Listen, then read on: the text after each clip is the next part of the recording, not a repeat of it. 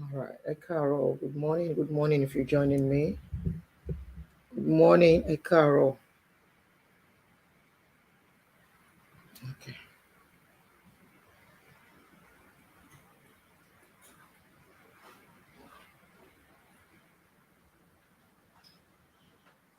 Carol. Good morning. Ṣàlàáfíà ni. Ǹdèèwó nù o. Èyí tá a rí láàárọ̀ ìlànà ká tún dá sí o. Ó ń gbóná fẹ́lifẹ́li. This one dey hot like pizza. Pizza wey dem just comot from oven. So I said, let me lend my voice a little bit. Let's see what's going on. Welcome you to my platform. Welcome to our page. I'm Real Talk with Auntie Aduni. And if you are joining me on YouTube for the first time, I welcome you. For those who have been here with me before, thanks for joining me again on my page, on the YouTube channel. How are you? And happy new week to every one of us. Please, I want to make an appeal this morning. Henceforth, please keep your comments. Let your comments be meet the community standard of Facebook and YouTube. Please, this is very, very important to me. Let's keep our comments very polite. Good morning, everybody. Gbogbo ẹ̀yin tẹ́ ń kí mi, mo kí yín. Olúèkè, olùkọ́ àgbà Ọláwùnmí Rájí, Amos Láfúnkè, good morning. Adéwọlé Tolúlọpẹ́, Ọmọ́wùnmí Lásìsọ, Ọlánrewájú Ṣóbàjọ, Gbọ́láhàn Ọdúntàn. If I miss out your name, ẹ má bínú o. Olúwakẹ́mi Àgbékẹ́, I am greeting every one of you. Please keep your comment very civil, keep your comment very respectful. It is very important for the quality of this speech. Nkechi Temi, how are you, sweetie? Please keep your comment very polite, keep your comments very, very civil. Please, I'm begging you. No, Emma Bouillon Bio, and please be mindful of the words you write out. Those are one of the things that is giving us issue. Ìyá Canada, Wande Ọlájídé, good morning.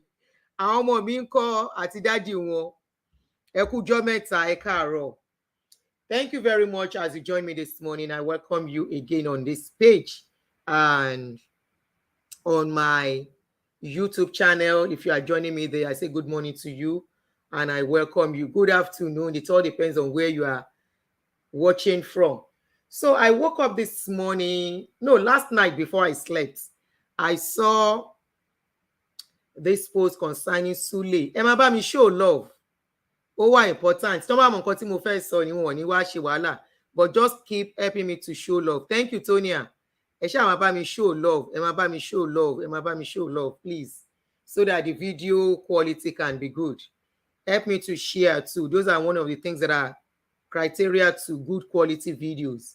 They want to know that what you are doing, that people love it.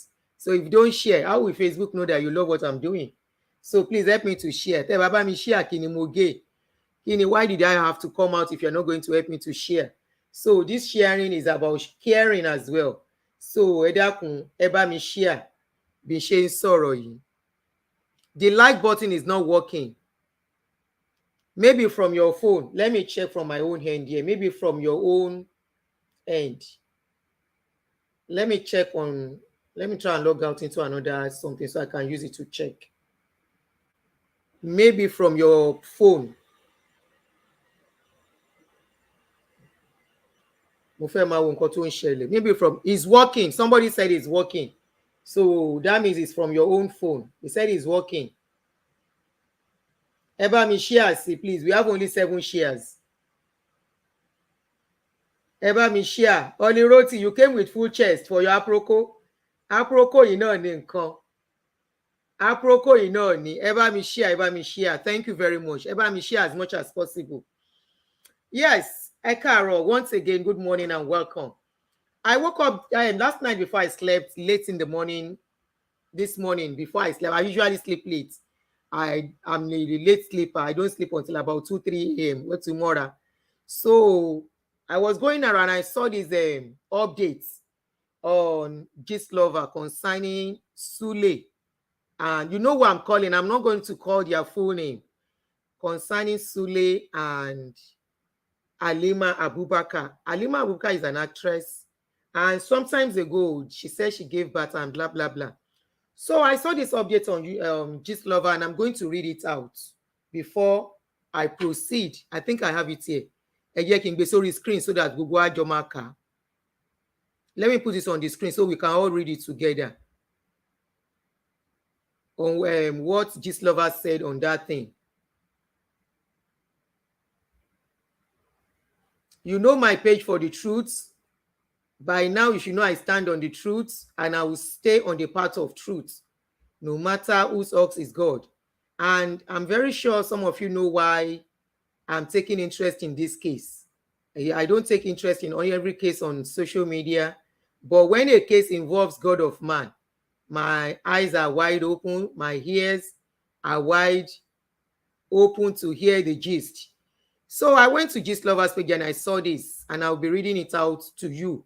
And you can read along with me. Screen. So let me read it now out. So I saw it on the screen and I read.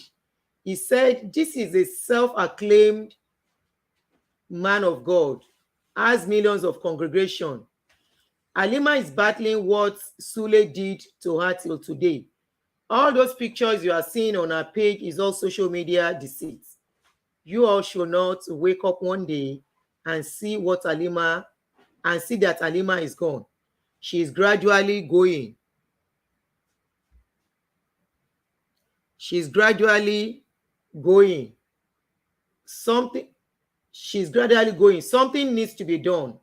Sule needs to be stopped. If Sule ever benched with you and gave you money, you need to go for cleansing and serious prayers. Serious one. Sule uses girls and disguise as if it's just for pleasure. He is not alone. Some top god of men too are his cohorts. She's according to what they wrote, he said they pay them heavily, knowing what they will get from you. All those guys arranging university girls for him too. I will post all of them. If your sister is in Bowen University, warn them. Sule and his groups are not joking. Why is the world silent over this? I keep shouting, young girls, legit hustlers, don't be pressured. You only see what they post on Instagram. A lot of people slaying in Instagram are empty. Sule also knows about this Ghanaian actress' mental illness. The actress caught Sule in the act where he was holding some fetish things. The end is history. The lady is still battling mental illness till today. I will post our own case too later. Even Halima had brain issue in the middle of all this wahala, legit hustlers, be contented. Yes, some girls too get jazz for protection from their baba, but don't forget that one jazz will senior another. What happened to hard work with the money you will get and have rest of mind? I will drop a list of those Suleiman, blah, blah, blah. Now, they need to seek God's face and pray fervently. You might be okay now, but it's a matter of time. You see all these actresses dying of cancer, kidney, blah, blah. A lot of them are not those sickness. They are not. When doctors don't find them, go call them one name. Be contented. Bowen University girls, even other universities, there are a lot of Suleiman on the loose. Some attack, you will not feel the impact now. I dey come, make I drop list.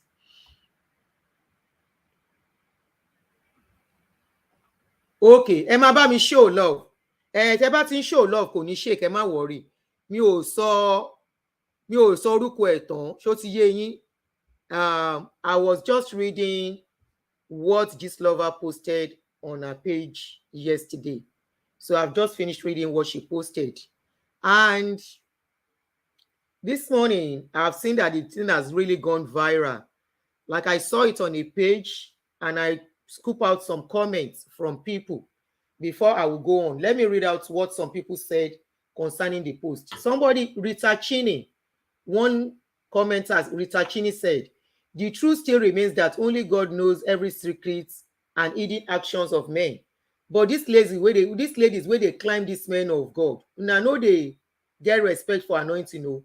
You just they follow yourself to be used to bring down another. It is well. This person is trying to say they are lying against him from this comment. Mo wà pẹ̀lú yín o, ẹ̀yin tẹ́ ń bá mi comment and all that. Good afternoon. Another comment says, stop calling out Maito. I don't like what I ate. The more you speak against him, the higher it goes. Another one says, any day you speak against government, one or two scandals must showcase. We are used to it already. Another one says, okay, I've read that one. Someone said, any day you speak, I've read that one too. Another one says, what took her to him in the first place? I really don't know why our single ladies are behaving like this. No more respect and dignity anymore. Somebody said, I'm disappointed about this Sule. I have been hearing like this about, but I thought it's painting work, but this is serious. Somebody said this story is like a folk tale, and Sule is always used as the tortoise in similar stories. However, I don't believe her. Another person said, it's Olori Abike Ade said, this one weak me, oh, is only God that truly knows those serving him in truth and in spirit. This is end time. Eze Chikwode Eze said, Suleiman again, I don't comment on for anything we consign him. No one is perfect, but all these scandals for a man who have thousands attend his place of worship is worrisome. Yeah, what Ekabo and welcome again. Orore, what do you think? What is your mind? I'm reading comments. Somebody said here, in my view, it is a case of consenting adults benching each other. I think it is deeper than that. In as much as I always say, when two adults do something together, we don't talk. But when there is a cry that somebody's life is at stake, there is a risk involved in this issue, then I think we should talk about it. The lady is indirectly accusing Akpari Omo Yakuba, ìyẹn Maito, that Maito used her the way they said there is a lady in Ghana or somewhere that a similar case happened to her.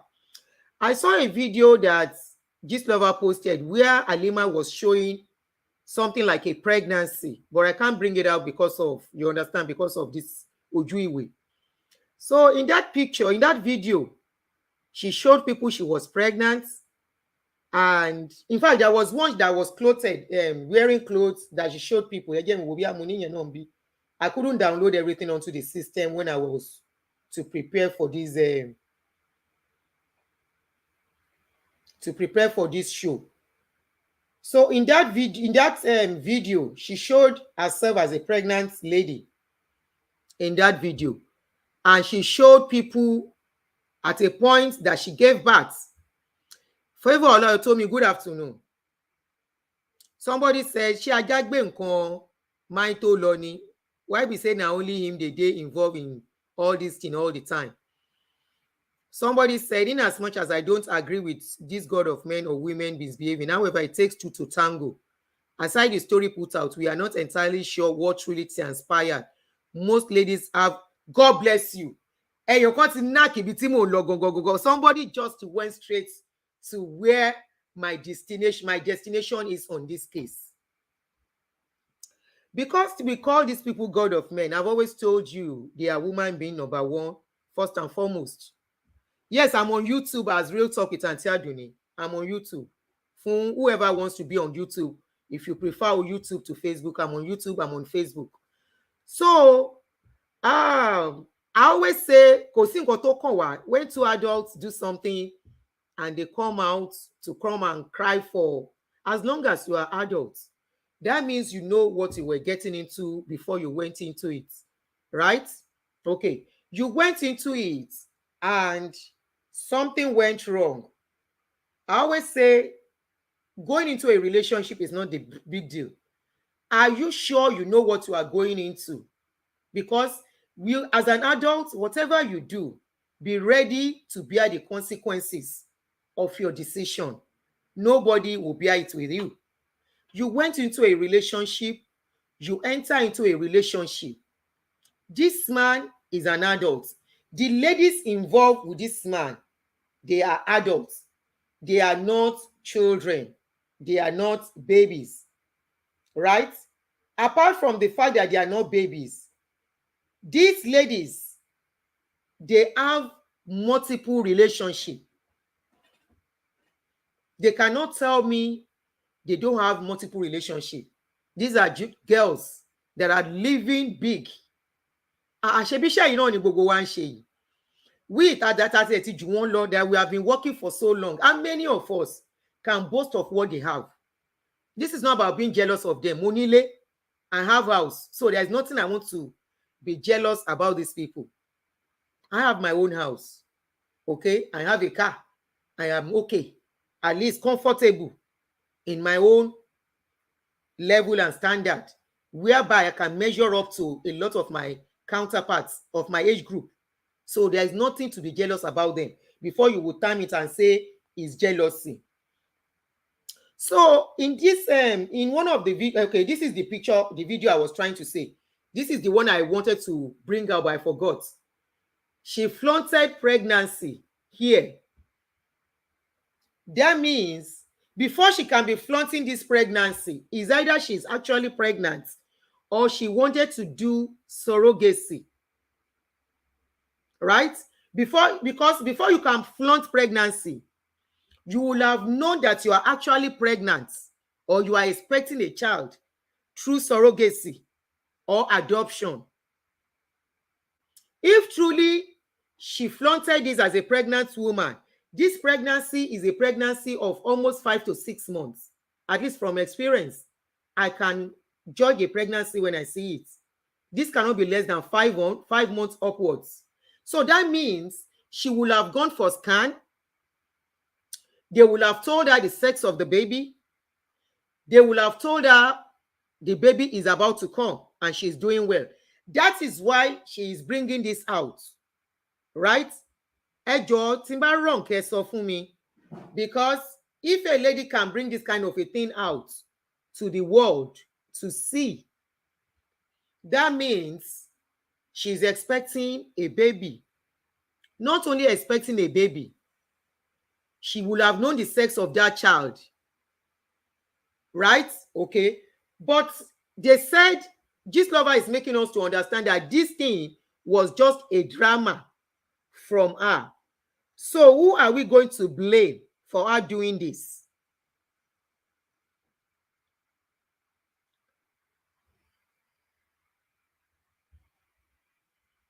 Kí ni wọ́n ṣe dáadáa? Kí ni wọ́n ṣe dáadáa o? Kí ni má gbáyé ṣe dáadáa? Èmi ò máa ní ṣe ká o. When we see the truth, let us speak the truth. We cannot say because we are speaking against God of man. When we see wrong from people,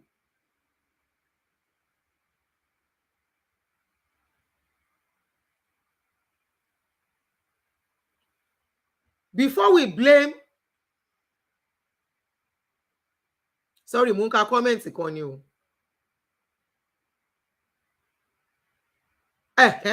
Somebody here say I've been working for so long but managed to build a house to lintel level before abandoning it due to lack of fund. Yet all these people flexing up and down, changing women like tomorrow will never come. So, like I was saying, before you can come flaunting this says a lot. So that aside, she now sends a message that she doesn't have. Well, I think during their discussion, probably Gistlover asked her that, did she have fibroid in that picture when she cried out to Gistlover? So after flaunting all this video was when she now cried to Gistlover that something is wrong with her and she's not feeling okay. And she sent pictures of how she's looking now. And this is the picture. of how she's looking now. Of course, she's looking like she's not okay, definitely, in this picture. So my question now to Halima Abubakar, before we will cut Sule head, of course, why will these ladies be calling out just one man all the time? Why will these ladies, Iyabo was linked to him, Otobo was linked to him, some other ladies abroad, in other countries, were linked to him. Why this man all the time? That calls for questioning. Téyàn ò bá rìn ní bèbè ìdọ̀tí, wọn ò lè fi ìdọ̀tí lò ẹ́. If you know waka where dirty dey, they no go carry dirty come meet you.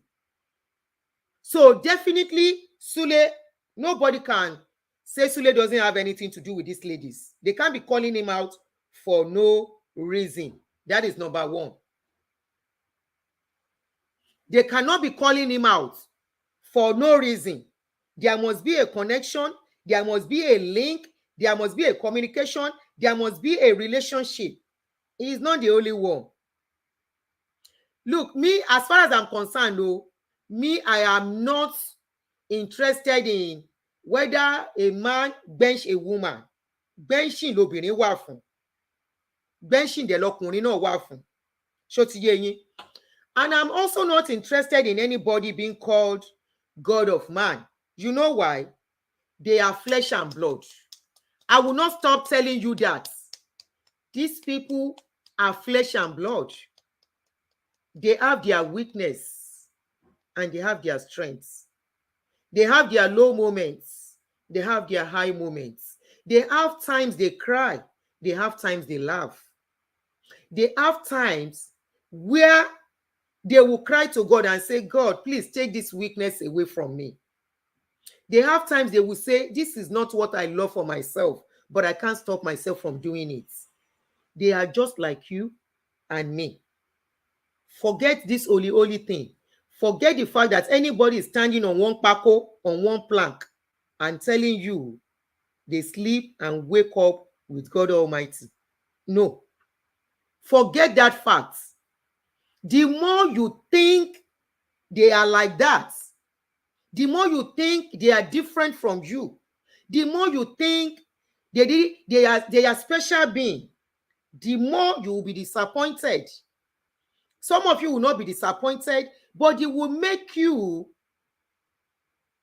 sin against your fellow human being, in the sense that you have taken them to be what they are not, and you will want to defend everything about them.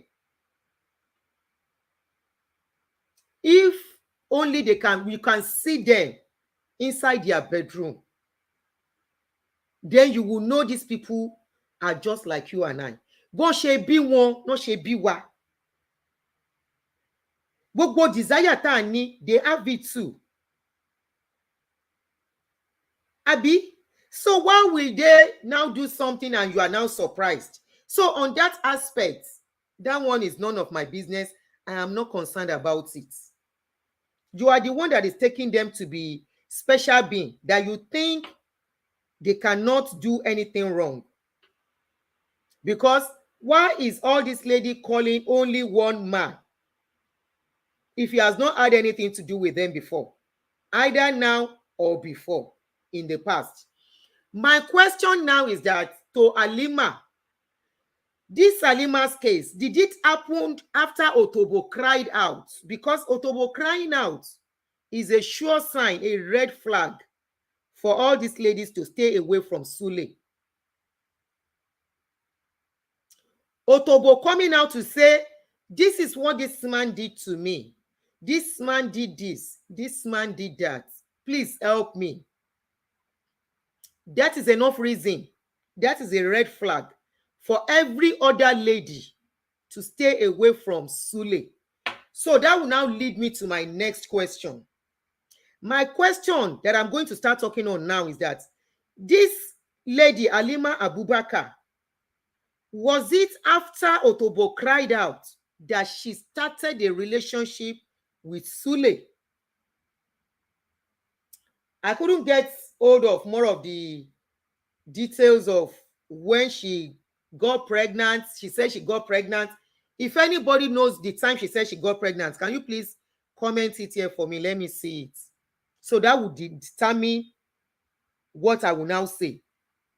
I want to know if she started a relationship after Otobo cried out.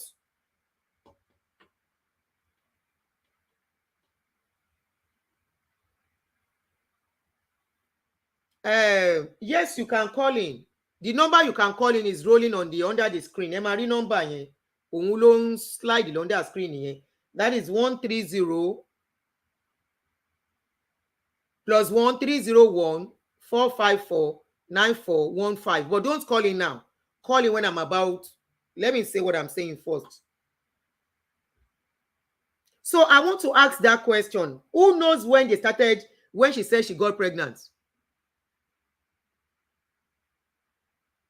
Tó bá jẹ́ pé lẹ́yìn tí Sule tí Òtòbó pariwo síta ní lady yìí ló lọ bá Sule, then there is more to this story. Why I say there is more to this story? Òtòbó cried out.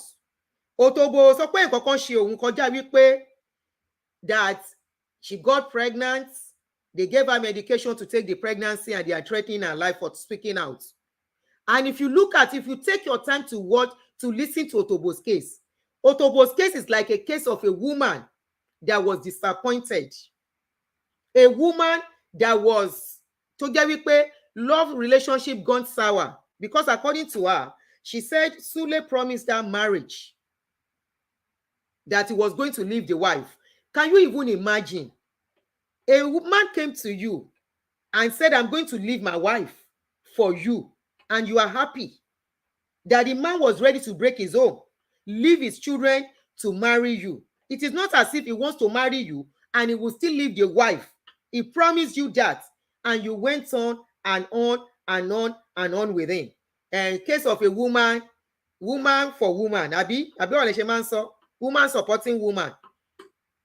A man came to you, was ready to break his own for you, and you agreed. And when you became pregnant, the man now said, pregnancy, you now became something else because he did not allow you to have the baby. And of course, a married man, I always tell women, if you are dating a married man, test him before you get pregnant for him. Test him. Tó bá lóyún fún, if he doesn't want the pregnancy, or your lower, tó bá ń gbọ́ àjẹkún ìyà ni ó jẹ. Good afternoon, torí ògo. Àjẹkún ìyà ni ó jẹ. Ẹni tá a bẹ́ lórí tó tún ṣẹnu wúyẹ́. You're going to get pregnant for a man that is married. Oh, kọ́kọ́ test here. Tell him first that I am married though, and see his reaction. A man that has children is not as if ìyá ọmọ ń jẹ nínú ilé ẹ̀, but you now feel you are the one that will give him the joy the wife cannot give him, and you went ahead and get pregnant. Please, and that is your problem. Ibi tí mo ti faulty ọ̀rọ̀ ti Òtòbó nìyẹn. Èèyàn kan ò bá dẹ̀ jókòó lórí ọ̀rọ̀ Òtòbó àti Sule for 10 years. Ó tẹ́ lọ́rùn ni. Because it's a case of two adults.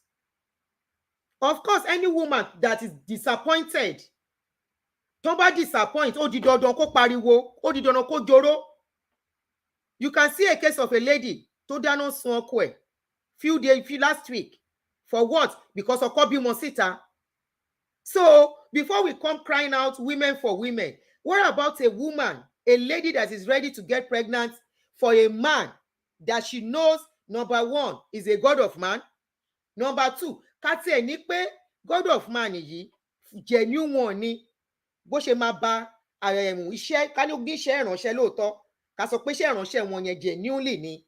That is how she will have spoiled it and destroyed it. We have seen cases of women bringing down mighty women, mighty men, powerful men. Any man that will say they have power over a woman, ẹ má nìyẹn kò mọ nǹkan tó ń sọ ni àtọ́ kò mọ nǹkan tó ń sọ. So this lady ìyẹn tí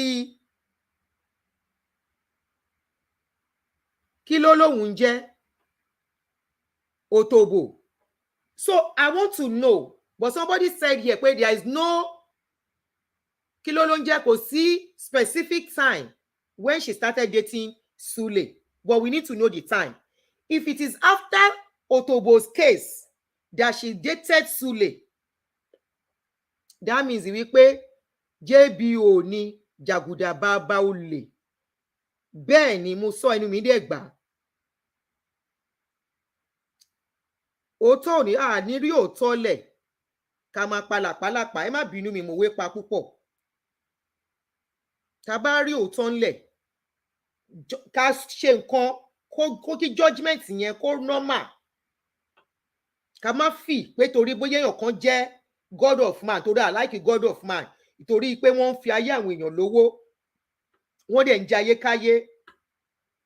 Àwọn tó ń make ara wọn available fún God of man ńkọ́? Because God of man ò ṣáà wá wọ́ yín nínú ilé yín, àbó wá wọ́ yín ni ẹ máa bá mi show love ẹ jọ̀ọ́. Ṣé God of man wá bá yín nínú ilé yín, ó wá wọ́ ẹ? The God of man came to your house to come and drag you. Did this man force you? Did this man gag you? Did he tie you down?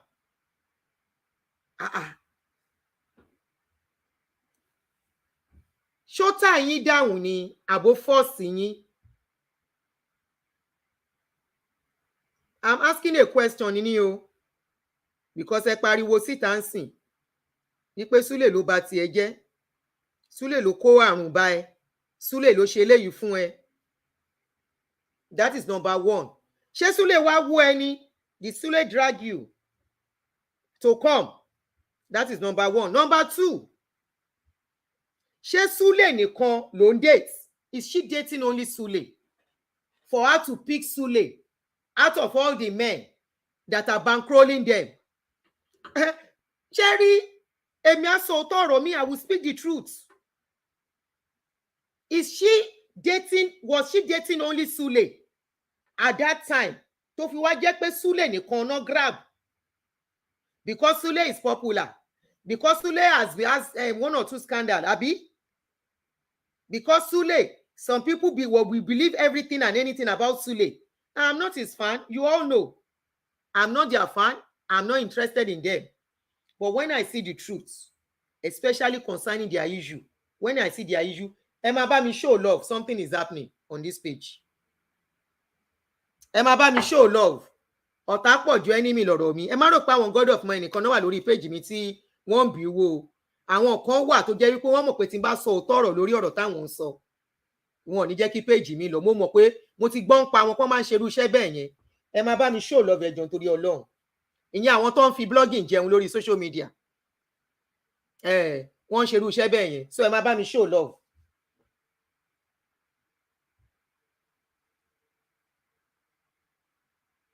So, like I was asking Jere, mo ní ṣé bá mi share video yìí dáadáa, ẹ bá mi share ẹ̀. Ẹ bá ń share, ẹ bá ń share ẹ̀ dáadáa. Ó tọrọ ní ká má sóhun. Kan tó pariwo justice for kinní kan. Ṣé Sule nìkan ló bá sùn? Question ni mo béèrè. Yeah. Mo ní ṣé Sule nìkan ló bá sùn? But because Sule ti jẹ́ God of man, táwọn èèyàn fẹ́ gbọ́rọ̀ wọn sétí. Ṣé because Sule ti jẹ́ popular person? Because Sule ti jẹ́ ẹni tó ń jáwó? Ẹ sọ̀rọ̀ lórí ọ̀rọ̀ Sule ń jáwó. Ṣé torí ẹ̀ ni ló ṣe jẹ́ Sule ló wo eyín mọ́? Is it only Sule? Àbí láti ìgbà ọ̀rọ̀ yẹn kò bẹ́ẹ̀ lómi sùn? If she wants to be honest with herself, tí Halima bá fẹ́ wà honest, Halima has to call out every man tó ti gorí ẹ̀. Every man tó ti gun orí ẹ̀. These are young ladies boasting of houses worth hundreds of millions of naira. How old are they? How old are they? It is in Nigeria we don't question wealth. In a country where they question wealth, you cannot wake up one day and say you build this kind of a house. They will check your income.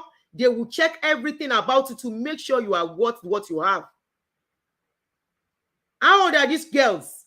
In their 30s, in their late 20s, in their late 30s. When did they start coming out to be popular?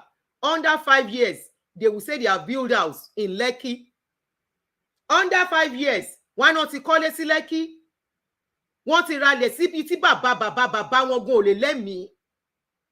Tọ́n ti ralẹ̀ síbi tó yẹ pé àwọn tó ti ń ṣiṣẹ́ for the past 30 years. Wọn ò lè ra ilẹ̀ síbẹ̀. Wọ́n á láwọn kọ́lé. By the time you look the house, ilé á máa worth bí 100 million, 200 million. Níbo náà ti rí? Níbo náà ti rírú owó bẹ́ẹ̀? Where did they get all that kind of money? Is it only Sule ló ń bá wọn sùn? Ṣóhun nìkan ni? Where are the other men bankrolling them? How much are they paying them on their acting job?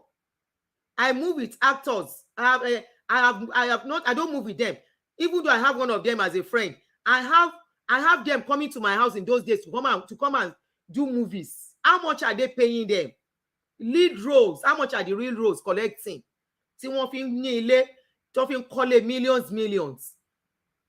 Kí ló dé, ṣé Sule nìkan ló bá wọn sùn?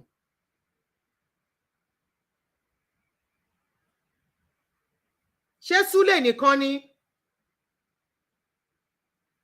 Ibo ni gbogbo ibi tó rìn sí? Where are the places they went to? Who are the people that climbed them? These are girls that move with politicians too. Àwọn politicians gan, nǹkan tó wà lọ́wọ́ politicians ò dẹrùn. I have once said how a politician níwájú ilé mi tó rí orí màálù sílẹ̀ ládùúgbò wa. Orí màálù àdúgbò on the street that everybody will walk on.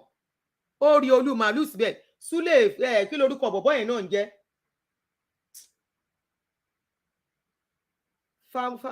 Fatoyin mo ti gbàgbé orúkọ ṣe ní kan Fatoyin bàbí kí ni bọ̀bọ́ yẹn ń jẹ́? Torí orí màálù sílẹ̀,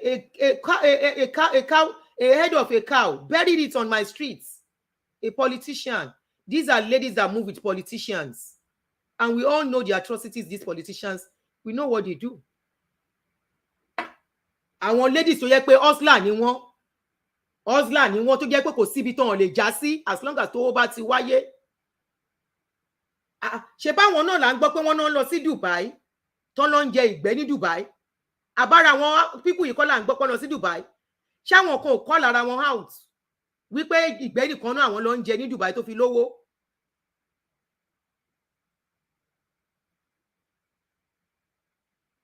Kì í ṣe Fátóyìnbó kọ́ ni mo fẹ́ pè, no, Fátóyìnbó kọ́ mo mix orúkọ ni. Ṣé àwọn yẹn, this kind of ladies ní èèyàn máa gba nǹkan tó ń sọ gbọ́? Níbo lòun gan fún rẹ̀ tójú bọ̀ lọ? Òun fún rẹ̀, where did she go? Before you say it is Sule that turned her like that, where did she go? Níbo ló tójú bọ̀ fún rẹ̀? Because ẹsẹ̀ àwọn ladies yìí náà gùn. Ẹsẹ̀ wọn gùn. Àbóríṣiríṣi kọ́ láti gbọ́ nípa wọn lórí social media. We have so much about them. Say their waka self, they waka, they do jazz. She self go do jazz for somewhere. Where the jazz come backfire? She self go somewhere, go do jazz for man. Because you will look at it, how easy? They will meet a man and the man will write check of 100 million and give it to them. Ṣé bẹ́ẹ̀ ló ṣe easy àti mú ọkùnrin mọ́lẹ̀ máa gbowó lọ́wọ́ ọkùnrin? Ṣé bẹ́ẹ̀ ló ṣe easy láti mú ọkùnrin mọ́lẹ̀ tí ọkùnrin á dẹ̀ máa kọ check ńlá bàǹtà fún yàn láì ṣe pé nìyẹn náà ti ṣe nǹkan kan? Àwí pé nǹkan tóun bá ti bèrè lọ́wọ́ ọkùnrin. We are hearing àwọn fúnra wọn, they come out on social media to say it pé àwọn ń lo Kayamata plus.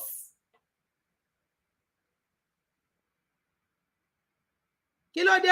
Ẹ jẹ́ ìkànnà Ọlọ́run Sule kẹ́. Make una leave Sule alone. No be only Sule na no. Call out all the other men. The other men. I don't know Sule. I'm not for Sule. You all know me. You know what I have done for him. It is one of the reasons why Mokotomo try to sọ lórí page yìí. Somebody said, sister, before she came out, she must have gone so many places for healing before accusing Maito. I agree. And from what you just said, that she must have gone to a lot of places. She has even finished spending her money. Bóyá òun náà tún fowó ni. Bóyá òun náà tún fẹ́ owó.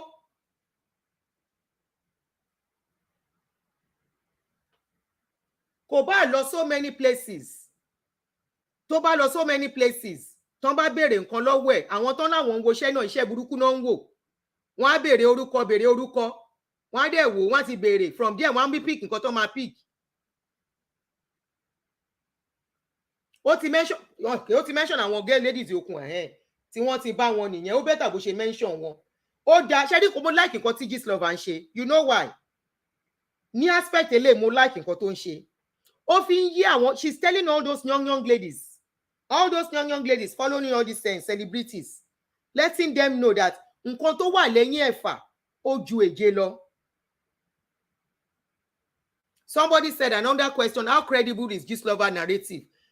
Yeah, Gistlover has not said anything per se. Gistlover only said what Halima told her. I told her, yes.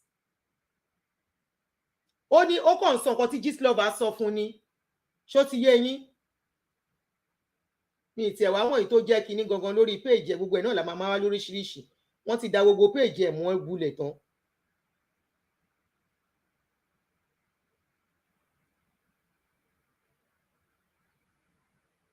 Ó tún ti àgbo ti rí kan. Sean George.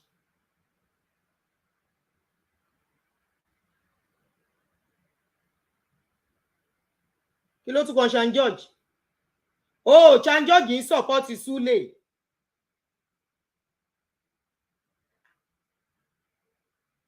Mo rí ibi tó ti ń sọ pé Sean George support Sule.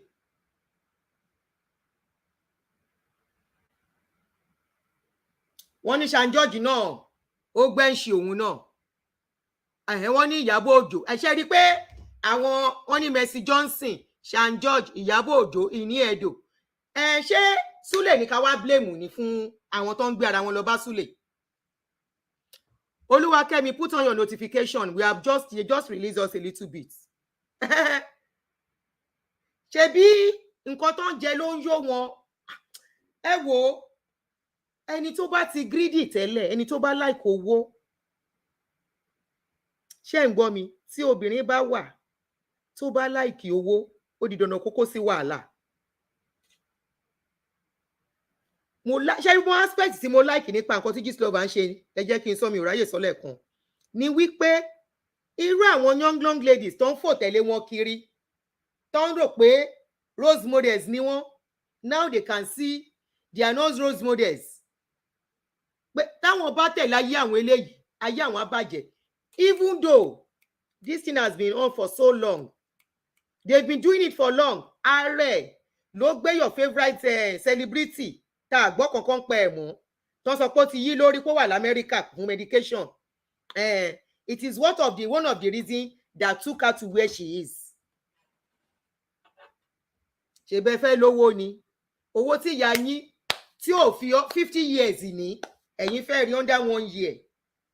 So ṣé Sule ní ká blame nísìn? Ẹ jẹ́ ká wà fair o. Ṣé rí abiyamọ ní gbogbo wa? Èmi ò ní bóyá Sule ṣe àbí kò ṣe. Tí Sule bá ń ṣe nǹkan tán bá dé ọ̀dọ̀ Sule kò lè mú wọn. All of them, no even know, ṣé wá rí àwọn people yìí, even when they know wípé somebody has slept with somebody, but because that person got money from it, they will go, no matter what they say. Bá ṣe ń sọ yìí, àwọn tó ti máa plan bó ṣe máa rí Sule mọ́lẹ̀, wọ́n á ti máa plan ẹ̀. For the fact wípé wọ́n mọ̀ kó ń pay. Ẹnìkan ò lè máa fi ọrùn ara ẹ̀ kó máa kó sínú wàhálà, kó máa wá pariwo justice on social media. Kò sí justice fún yín. You cook the food, go and chop it alone. Go and chop it alone. when you were cooking it, when you were enjoying the money, when you were enjoying the benching, when the man will call you, you go. Before you carry bag, you don't go. And not only him, bẹ́ ṣe kúrò lọ́dọ̀ kan lẹ́ ń lọ sọ́dọ̀ mòmí. Yámútẹ̀rẹ̀ àbí yámútẹ̀rẹ̀ ìyá mi. Kẹ́ tó kúrò lọ́dọ̀ èèyàn kan, ẹ ti bọ́ síbòmí. So who are we? Why will we now be blaming Sule? Ẹ ṣiṣẹ́ fún Sule, ó sanwó iṣẹ́. Iṣẹ́ lẹ bá lọ sọ́dọ̀ Sule. Tó bá jẹ́ bẹ́ẹ̀, if it is true, ipe Sule ń gbá yín mọ́lẹ̀,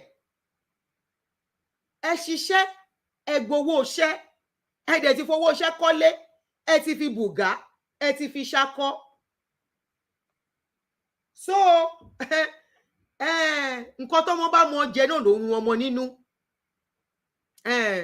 Nǹkan tí ọmọ bá mọ̀ jẹ ló mú ọmọ nínú. Nísìn báyìí wọ́n ní Halima, belle no go down. Wọ́n ní at a point belle went down, but now belle is back. The belle is not only back, all her skin are changing, and they say it has affected her mentally. It has affected her mentally, but Oyigbe picture kan jáde again.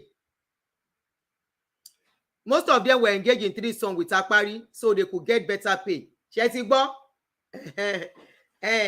Ẹni tí ò bá mọ̀ wípé by now, you see all those people that have money, all those money misroad nílùú wa, all those money misroad in our place.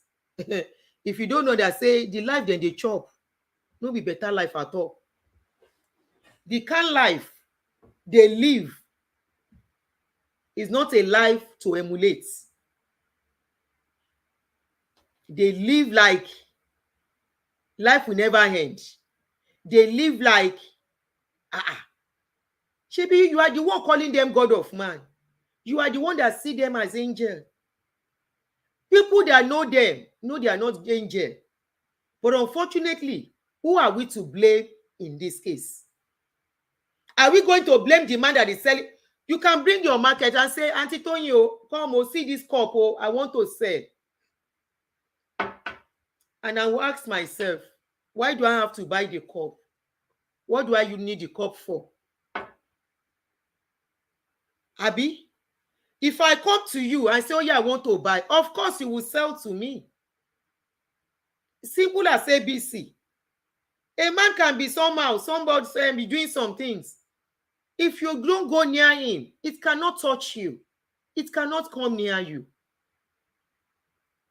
We can only say, okay, we are creating awareness. But trust me, this awareness will even sell this man more. Because we have lots of millions of Iyabo Ojo, millions of Mercy Eniedo, millions of Taletu Darukonsin, Shan George, millions of Halima Abubakar, millions of Otobo. We have them who wants to be rich at all costs. We still have them outside there that will do anything and everything for money. We still have them outside there that will give everything. Even when they know there is danger, they are ready to submit themselves. So what are we saying? What are we saying? We still have a lot of them there. Okay. We still have a lot of them out there who will do anything and everything for money. Not only that.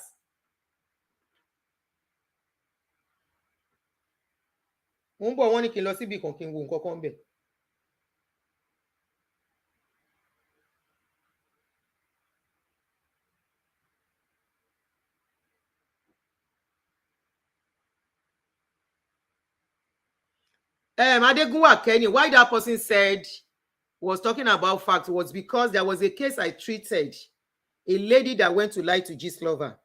Gistlover did the case yẹn jáde. So lady yẹn Aisha wa get the facts. Pé kò tiẹ̀ man yẹn kò pàdé man yẹn rí, kò rí man yẹn rí, wọ́n kò jọ pàdé lórí social media for within 2 weeks. Ó dẹ̀ gbé story yẹn lọ bá Gistlover kò fẹ́ òun. Man yẹn ò dẹ̀ sọ pé òun fẹ́. So that was why that person said that. But out of every rumor,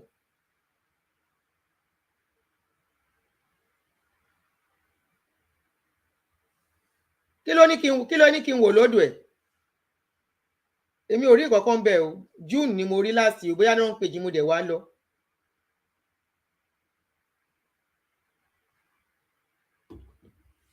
So a máa sọ eléyìí later, a máa wò nǹkan tẹ́ ní kí n wò later. So ṣé Sule la fẹ́ blame báyìí? Àbí àwọn sisi olójú kòkòrò? Àwọn olùgbàlà gidi? I must reign by force. I can't see anything like that on her page. Maybe I went to another, only multiple pages. The names of those ladies. Ọmọ tí ò bá ti ní tẹ́lọ́rùn, ó di dandan kókó sínú wàhálà. Kàn fi Sule lẹ̀. Owó orúkọ Sule ń jáwó, orúkọ Sule ń jáwó. Ṣé bẹ́mi yìí wọ́n wá bá mi kí n sọ̀rọ̀ Sule, ọ̀rọ̀ Sule ń jáwó, ọ̀rọ̀ Sule ń jáwó. Mo ní kí ni mo fẹ́ sọ nípa ọ̀rọ̀ Sule? What do I want to say about Sule? Because Sule's money is bringing money. Will I not use my sense? Because Sule's name is bringing money, I won't use my sense. What do I want to come out and say? That Sule and somebody, they have relationship and the relationship broke. Which one concern me? Concern that one. Those are two adults, two consenting adults. And for this Halima's case, Halima should check herself, check inwards. Arafatoyinbo, yes, that's another story for another time. Yes, Arafatoyinbo is not okay. The man is feeling is not okay. It's not been coming out. Any video that you see online is old videos. So ṣé torí Sule, orúkọ Sule ń jáwó, orúkọ Sule ń jáwó. Ní sọ̀rọ̀ sóbi tọ́rọ̀ wa ká báwọn ladies yìí sọ̀rọ̀. They can drag any other person as long as they are consenting adults. You then carry themselves, go meet Sule. If I can be say, okay, can be called to say, oh yeah, start talking on Sule. Start talking on Sule. Sule's name is bringing money. If you do show on Sule, you will make money. I am not hungry. I am not a hungry blogger. Hell no. I am working here in America. So why will I be talking because somebody's name is bringing money? I will not be talking on something that will bring sense to people. Will that stop people from sleeping with each other? Will that stop people from even going to this man? I am not saying they should leave him alone if they want to continue. Why is his name everywhere? Queen Azaria, his name is everywhere because those ladies are greedy too. If you want to hear. What are they looking for? Why are they going to him? Is he the only one? Why are they going to him? His name can be everywhere. It shows that the man loves to bench. That is all I can bring out of this thing. The man loves how to bench, and he's seeing people that are coming to bench him. So what do you want him to do? What if they are the one throwing themselves at him? How did they get to Sule? Did Sule come to drag them with a rope? Did Sule use rope to drag them? And Queen Azaria, answer me and they look for your comments. They can call his name everywhere. Sule it shows that he's a man who loves to bench. He is a man, he's flesh and blood. He is not God. He is not angel. He is human being with flesh and blood, like you, like me, like your husband, like my husband, like my man. So drag him from now till tomorrow. The ones that will still want him will want him. Because they will get to know you are even making him more popular. That he is the source of the wealth of these ladies. You think because some people, one or two of them came out. Okay, out of every woman they have mentioned many ladies that he has been sleeping with, right? Mercy, they say Mercy Johnson was among. Mercy Johnson is today married with children. Why is nothing wrong? Why is nothing wrong with Mercy Johnson? Why is nothing wrong with Mercy Johnson? Why is Mercy Johnson okay? They said he slept with Iniedo. He slept with Shan George. Killer sickness over Shan George. Why is Shan George not sick? They said he slept with Otobo, that is even popular. Killer Otobo sick. Hello? Kilo de ti Otobo sick.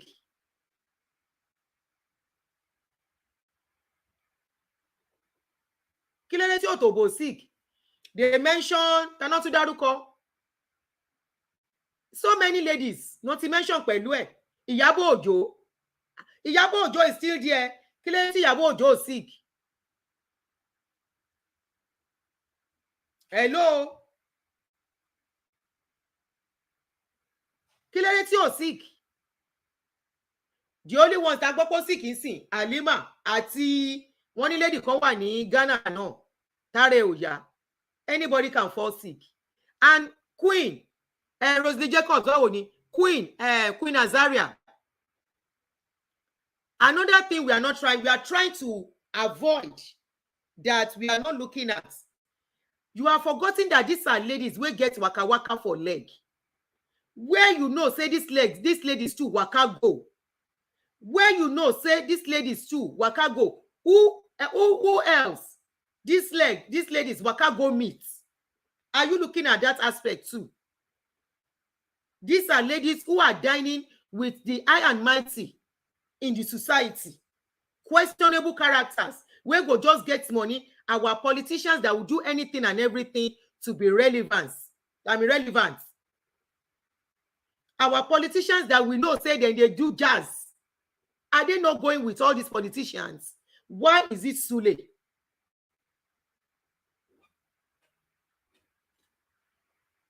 They can be mentioning Sule from now till tomorrow. Truth has to be told.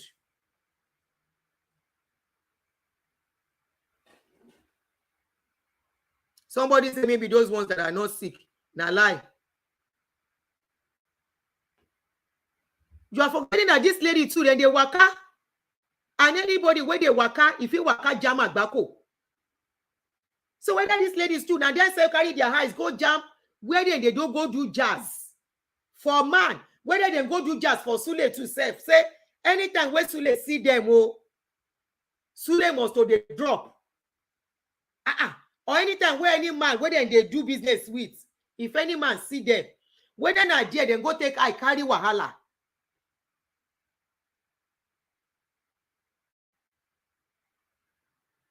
What about that? Are you looking at that?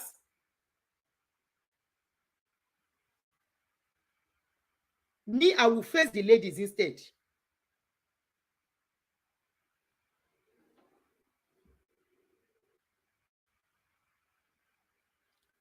Even if they, God bless you,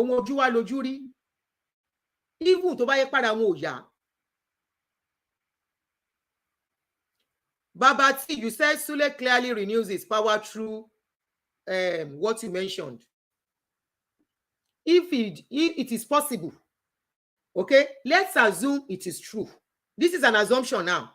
Let us assume it is true. Why did they make themselves available for him to use? Hello? Why they make themselves available for him to use? Can you answer that? I agree with you that, okay, maybe he is trying to renew his power. Why did they make themselves available? Tí wọ́n bá ń ṣolè, tí wọ́n bá ń ṣe gbéwiri, tí wọ́n bá ń ṣe jàgùdà bàbá olè, tí wọ́n bá ń ṣe pé wọ́n fẹ́ lówó túláàsì, tí ò bá ń ṣe wípé wọ́n fẹ́ jẹ ayékáyé, tí ò bá ń ṣe pé àwọn náà ojú kòkòrò àìnítẹ́lọ́rùn ló bá wọn débẹ̀.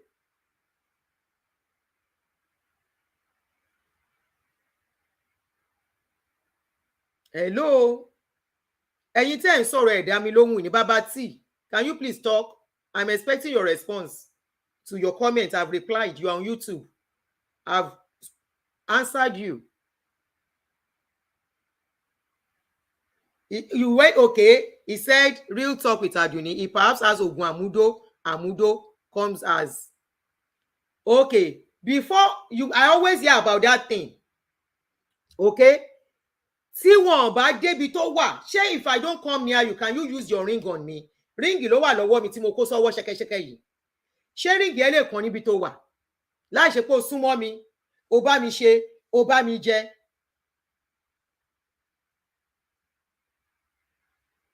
Àwọn èèyàn fẹ́ lówó òjijì.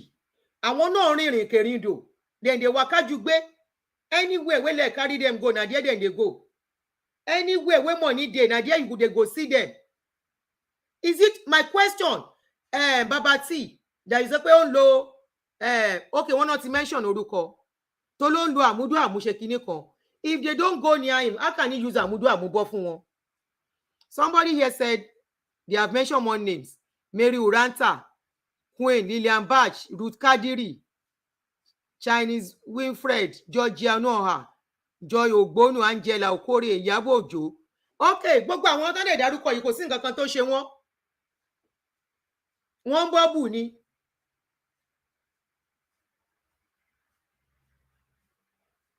Àbí?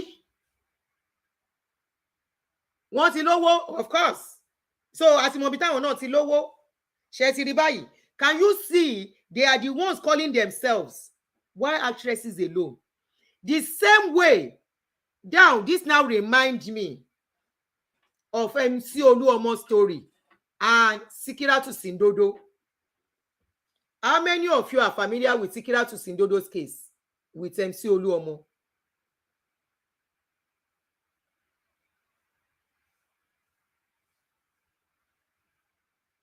Ta ló rántí kéèsì Sikiratu Sindodo? Ẹ bá mi show love tẹ́ bá rántí kéèsì Sikiratu Sindodo kí mo bóyá ẹ rántí. Ẹ bá mi show love. Ṣé ń gbọ́ mi?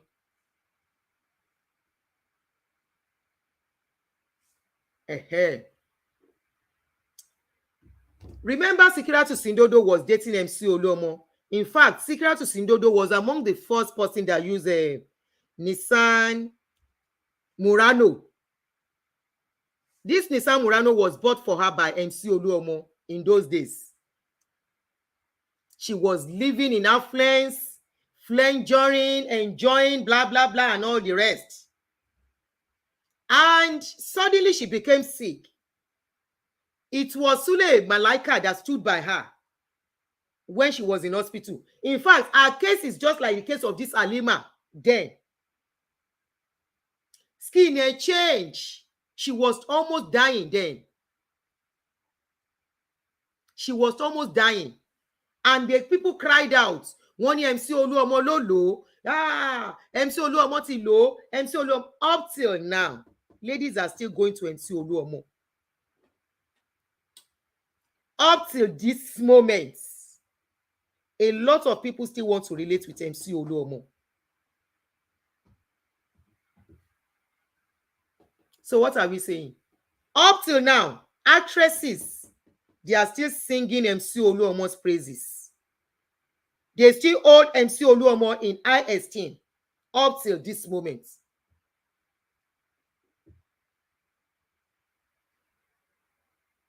Sule Malaika, it was him that stood by Sikiratu then to dúró tì, to make sure pé ara ẹ̀ ti yá, ó sá gbogbo eré tó lè sá. The video, the picture was out there at that time. Then social media was not common, was not there.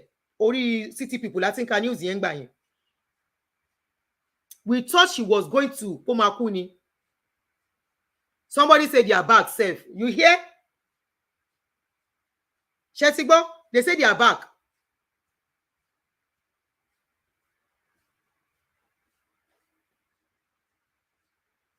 You say they are not, if they are not bubbling, come out bobu. You want to tell me Jojo Onuoha, something is wrong with Jojo Onuoha. The only thing is she doesn't have a husband. Jojo Onuoha is in America here. She's here in America. Kí ló ṣe Jojo Onuoha? Tí yá bá Jojo Onuoha kò fẹ́ ṣiṣẹ́ ni, iṣẹ́ wà l'America. Ṣé ti gbọ́ mi?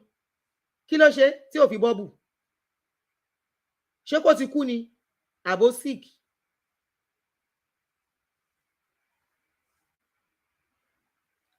Kọ́ kórúkọ wọn jáde. Ó ti ẹ̀dá bó ṣe ń kórúkọ wọn jáde yẹn. Èmi ò ní pity fún wọn, mi ò dẹ̀ ní bú Sule torí títí wọn láyéláyé. Mi ò ní bú Sule nítorí àwọn pípù yìí. Ó lè gbé, ó lè gbà, àwọn náà ló ń pera wọn wá. Ó ń sọ pé, ó yàwó náà lọ gba tiẹ̀. Ó ń sọ pé, demo yìí tún béèrè question kan. Ṣé Sule nìkan ló ń bá àwọn pípù yìí sùn ni? Ẹ dáhùn. Ṣé Sule nìkan? Ṣé Sule nìkan náà bá sùn? Lẹ́yìn Sule wọn ọ̀bẹ lómi sùn. Why tó fi jẹ́ pé òun náà he mú?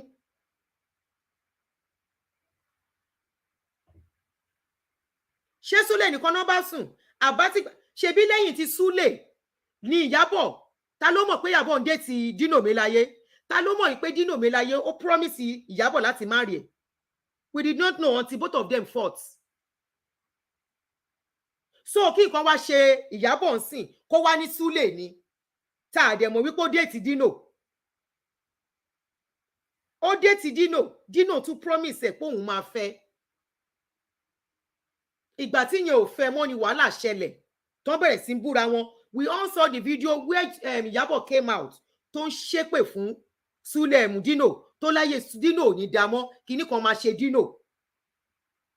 Ẹ̀yìn yẹn ni Dino bọ́ta tí Dino náà bọ́ta wípé ṣé òun sọ fún ẹ pé òun fẹ́ fẹ́ ẹni tí yẹn náà yẹ̀yẹ́ tó yakayama Ìyábọ̀.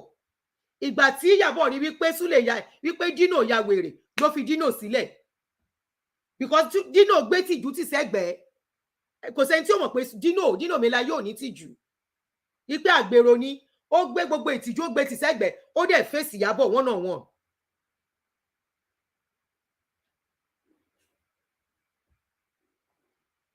Somebody said I once ran into a popular married Nollywood actress in Mexico. Ṣé ti gbọ́ àwọn tó jẹ́ pé first class kìíní ni wọ́n ká má porúkọ tán jẹ́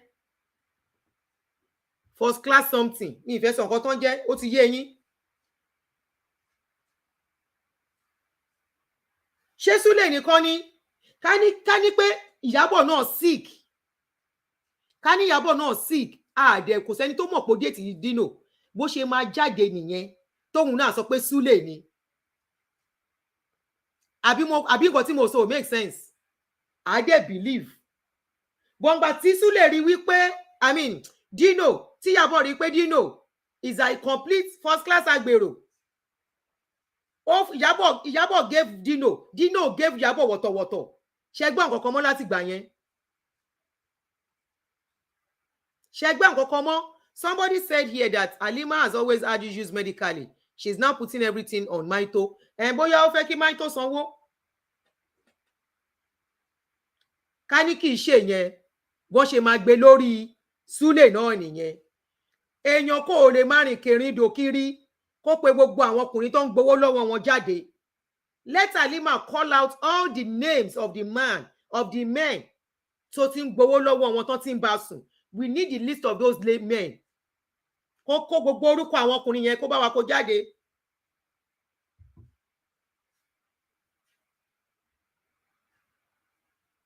Jésù lọ́ba, how do you know? Bóun ni foundation ọ̀rọ̀ ẹ̀. How do you know? Báwo lẹ ṣe mọ̀? Nínú gbogbo àwọn obìnrin tó bá sùn, òun ni ìgbàlejò ọ̀rọ̀ ẹ̀. Okay now.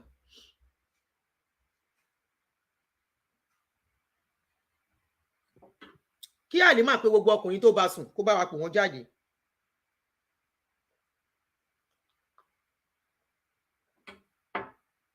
Gbogbo àwọn tó ti gorí ẹ̀, gbogbo àwọn politicians tó ti gorí ẹ̀, kó pè wọ́n jáde. Àbí Sule nìkan ló fún lówó tó fi rẹ̀ tó fi ràn àwọn ilé àti kíní tó ń rà kiri yẹn. Àbí irú ti Ìyábọ̀ ń sìn tó jẹ́ good case study tó yẹ pé lẹ́yìn tó ṣe tán pẹ̀lú Sule ó jump sọ́dọ̀ Dino. When they were saying it, majority sọ pé rumor ni. Eventually we got to know wípé ó fẹ́ Dino. Ẹ ṣe àrí tán jọ búra wọn lórí social media.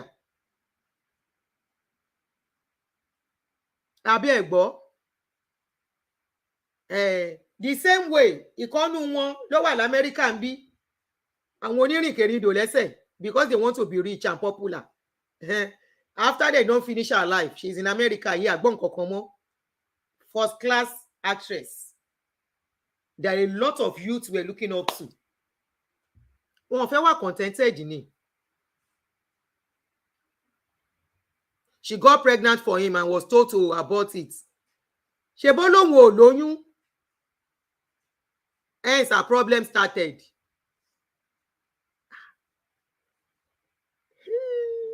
Èwo la fẹ́ mú báyìí, la fẹ́ gbọ́ báyìí. Èèyàn kan ń pè mí. Bóyá ẹni tó ní information. Hello. Hello, ta ló ń sọ̀rọ̀? Ẹ káàsán.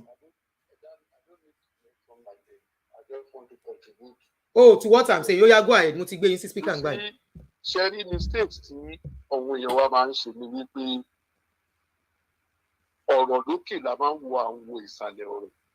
Majority of our girls tá à ń sọ yìí, they want to belong. Sorry. If I increase volume, kìíní. Ẹ bá mi sọ̀rọ̀ sókè, sir. They want to belong by force, by fire. And for them, that is belong by force, by fire. They go extra mile. They go extra miles to do all funny things. Sule Maito kò ń ṣe àjèjì. Àjòjì scandal. Kò ń ṣe àjèjì nínú saga tá à ń sọ. Bẹ́ẹ̀ni. So, Sule Maito is somebody I know very well. Right from the 70s to 80s. Wow. Nígbà tó dídé kàlùkàlù. Tó ṣe kí nìyẹn? Tó ní ilé kàlùkàlù.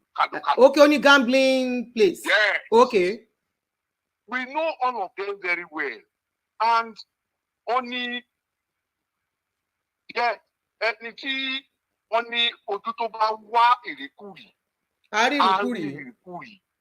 We go see, where they work out and then go see different God things. God bless you. Ṣẹ́rí, ǹjọ́ tẹ bá ti rí ọmọbìnrin tó jó lójú kòkòrò. Tó bá ti jẹ́ ọmọbìnrin tó jó lójú kòkòrò. Bẹ́ẹ̀ni. Á gbé ìgbékúgbé. Bẹ́ẹ̀ni. Níbi tó bá ti gbé ìgbékúgbé, ìgbékúgbé á bá lára. Bẹ́ẹ̀ni o. Òun ló ń ṣe wọn. Àwọn ọmọkùnrin tó ń bá wọn lò yìí, wọ́n mọ nǹkan tó ń gbà lára dìbò wọn. You said one thing earlier about Dino Milaye and Iyabo Ojo.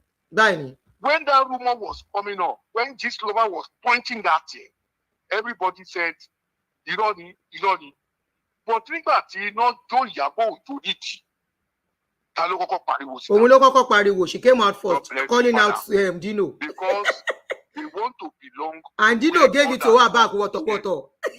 Get me. Wọ́n fẹ́ belong síbi tọ́lọ́run ò tí ì fi wọ́n sí. Lamborghini tọ́wọ́n pàpàpàpà wọn ò rà rí. Bẹ́ẹ̀ni. Banana Island tọ́wọ́n yálàjà wọn ò gbé rí. Wọ́n fẹ́ gbébẹ̀. Bẹ́ẹ̀ni. Ìyẹn mo sọ pé ojú tó bá fẹ́ rírì kù rí ọwọ́ ààrẹ ló bá fi pa. Èyí tó bá kúkú gbénu wọn. Get me. Mo sọ́rì láti sọ ṣẹ́rọ̀ àwọn olórí tó kójọ sí Nollywood wọn yẹn àwọn àgbàyà játi ló pọ̀ jù níwọ̀n. That society, if we have a good government in Nigeria that system works, we are compound one fighting. They are not putting any moral out there. Upcoming youth. Bẹ́ẹ̀ni. Nígbà tó yẹ pé wọn tó dé lórí wọn náà ń bá wọn sùn. Bẹ́ẹ̀ni. Look, you see, may God save us.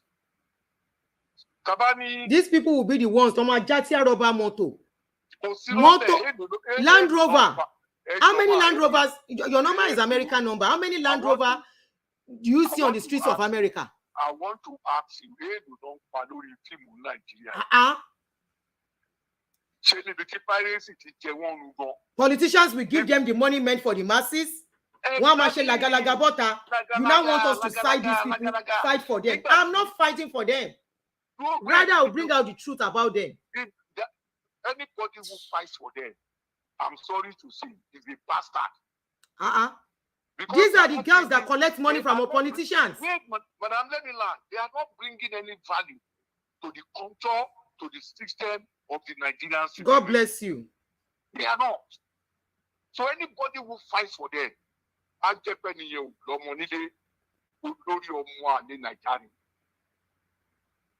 what are they selling out to us? Thank you.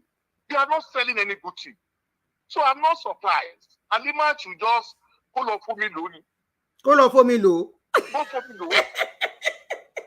I'm sorry, that's so. Halima like you. What for bear.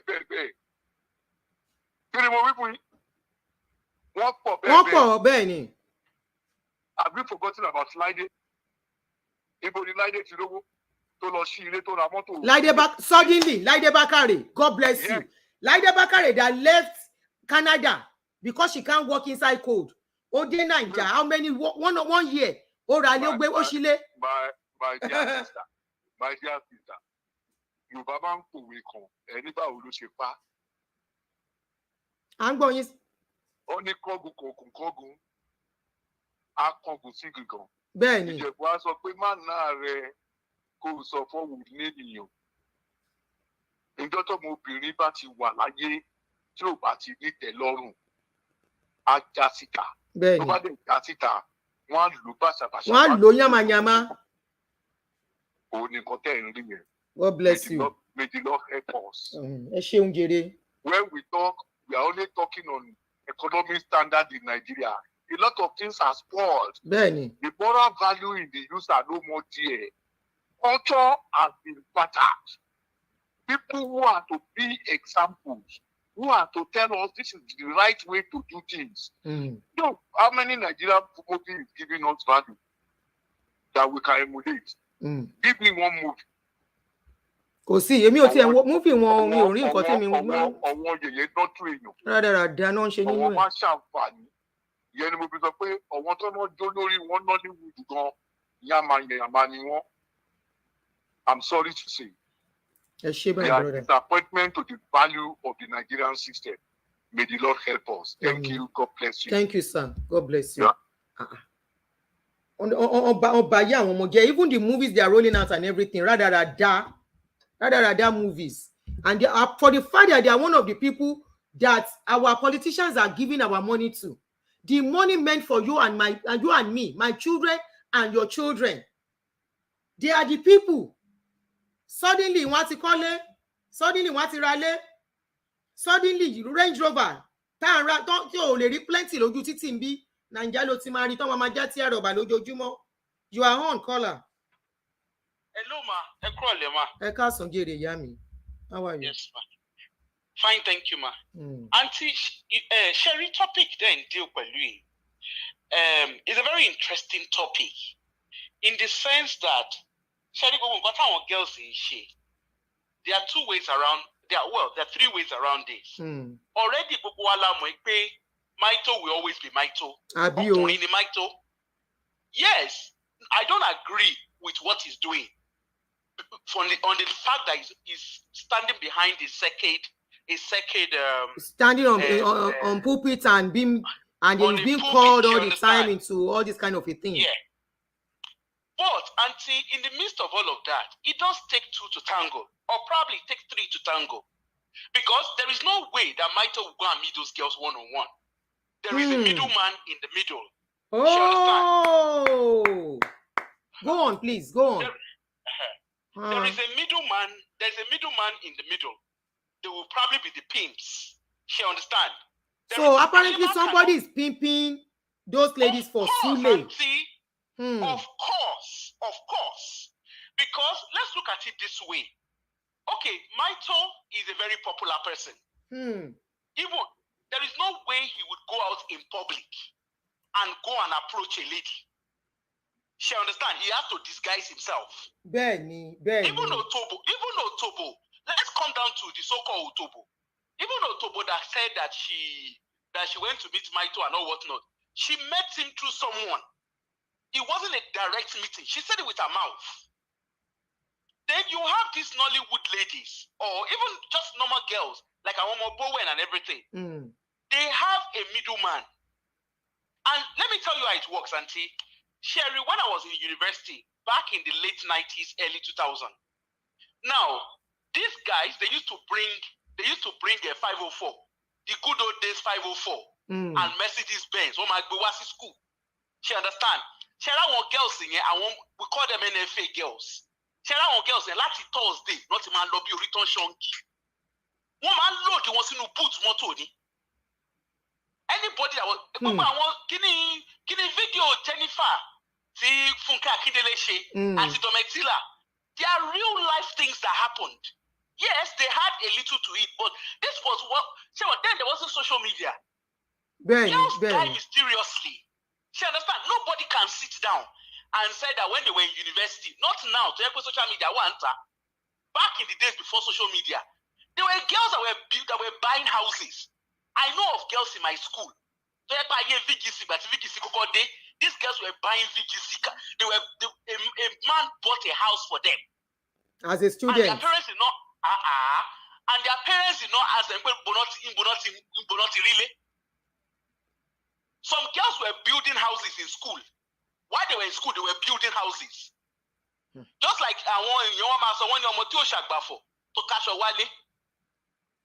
girls were buying cars.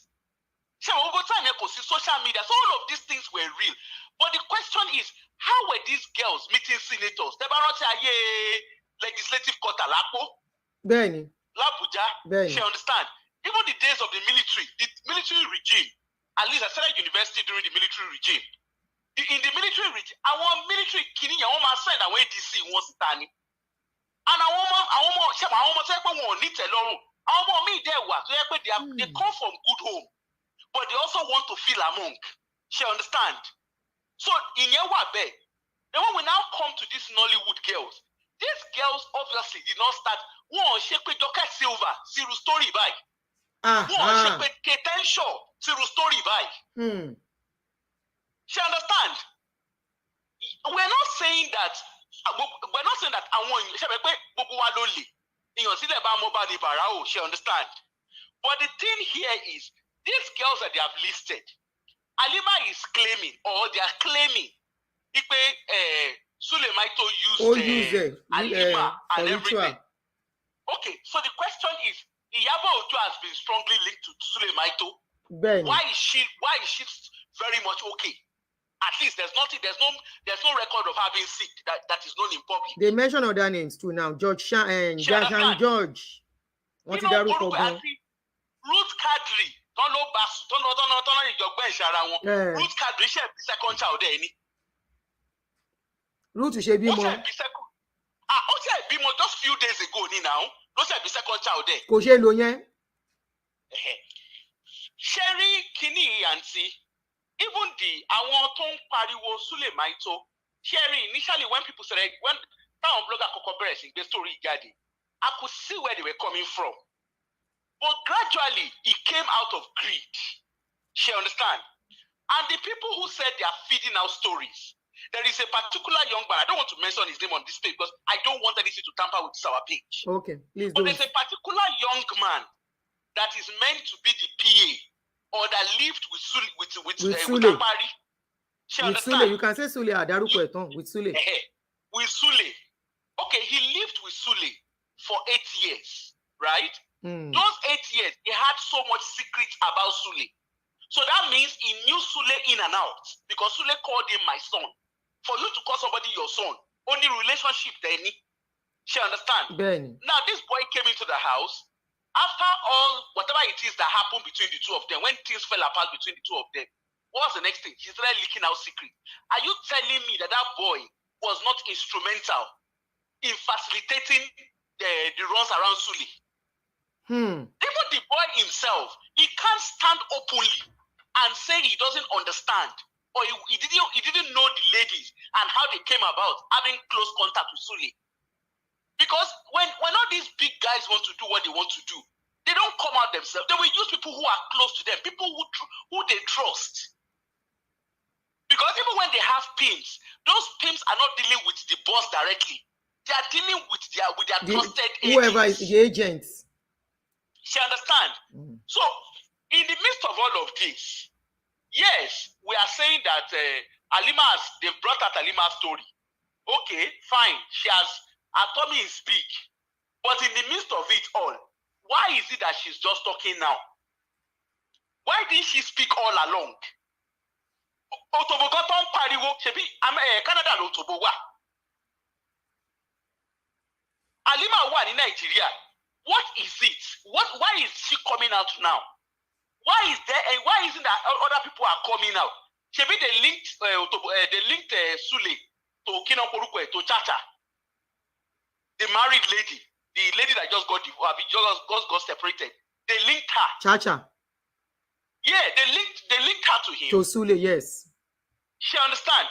There are so many. Is from the list that Gislova produced, it is obvious that Sule is a good paymaster, and it is a natural thing. But that is the truth. You told that for one. Sherry, Gislova to if they do it single, ó lè tó máa fún ẹ pé but àwọn girls ẹ pé they double their hustle by doing threesome by doing multiple friendship. Igbó máa tún lọ recruit àwọn ọ̀rẹ́ wọn. Wọ́n lọ ń kóra wọn wá àwọn ọmọ olè fọ̀. Àǹtí ẹ lọ ká kiri yẹn ní orí kiri Gistlover. Ó ní wọ́n á tún lọ recruit àwọn ọ̀rẹ́ wọn tí ògbọ́n méjọ máa kóra wọn lọ síbẹ̀. So Sule ló lọ bá wọn nínú ilé wọn. Ṣé Sule wọ́n tún lọ máa kóra wọn wá ṣe ń gbọ́. Ṣé òun lọ fokùn fà wọn lẹ́sẹ̀? Let's even agree pé okay maybe the first time tó ń lọ. Ọ̀rọ̀ yìí tiẹ̀ similar mọ́ ti so similar with MC Oluomo's case. Kind of. Auntie, ṣebí MC Oluomo náà, there are so many Yoruba actresses tó link mọ́. Till now. Till today. Ìgbà tí Síkírátù Sìndódò àbí kí nìyẹn pè rẹ̀. Lórí tí kìíní kọ́kọ́ bẹ̀rẹ̀. Táyọ̀ ojú ẹ̀kẹ́. In the midst of ariwo tó ń pa ntí, àwọn èèyàn ó yìn gbẹ́ ìsìnà tó ń gbẹ́ ìṣì. Lára wọn. Àwọn ọmọ yẹn kúrò lẹ́yìn ẹ̀. Ṣé náà ṣùgbọ́ bí ìranú ṣúgà? Because he pays very well. He pays very well too. Ṣebí o, Sule dẹ̀ ni the other version of MC Oluomo. Exactly. So kí là ń sọ lẹ́nu? And in the midst of all of this, auntie, àgbàlagbà ní gbogbo wọn, they are all consenting adults. Aspect yẹn ni mo dúró lé lórí. Oh, as an adult, you live with your consequences. Auntie, ṣé ibi tí Sule, ibi tí Gistlover tó sọ story ẹ̀ dé. And Otobo gbogbo wọn ti confirm ẹ̀. Okay, wọ́n ní tó bá fẹ́ bá wọn sùn pé ikú tó bá fẹ́ bench, kò ń ṣe pẹ̀lú rọ́bà.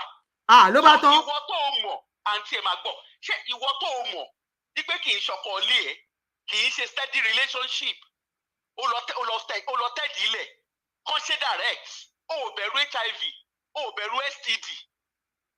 Kí là ń sọ lẹ́nu tí ò sọnù? As far as I am concerned. Mo fọwọ́ àtọmọdé ẹlẹ́nu ìyá mi jọ. Somebody said here, mo fẹ́ sáré dẹ́ni ẹ̀ lóhùn kí comment yẹn tó sá lọ. Somebody said this is the convinced time to speak out. We should not blame her. Let people speak out. Dupe Abuola, it is not the first time people are speaking out. People speak out and they still go back to these people. Why are you not talking to those ladies too? I think if you face those ladies, taba face wọn, kàn yé flaunt ill-gotten wealth. Kàn yé flaunt wealth tí wọn ò ṣiṣẹ́ fún.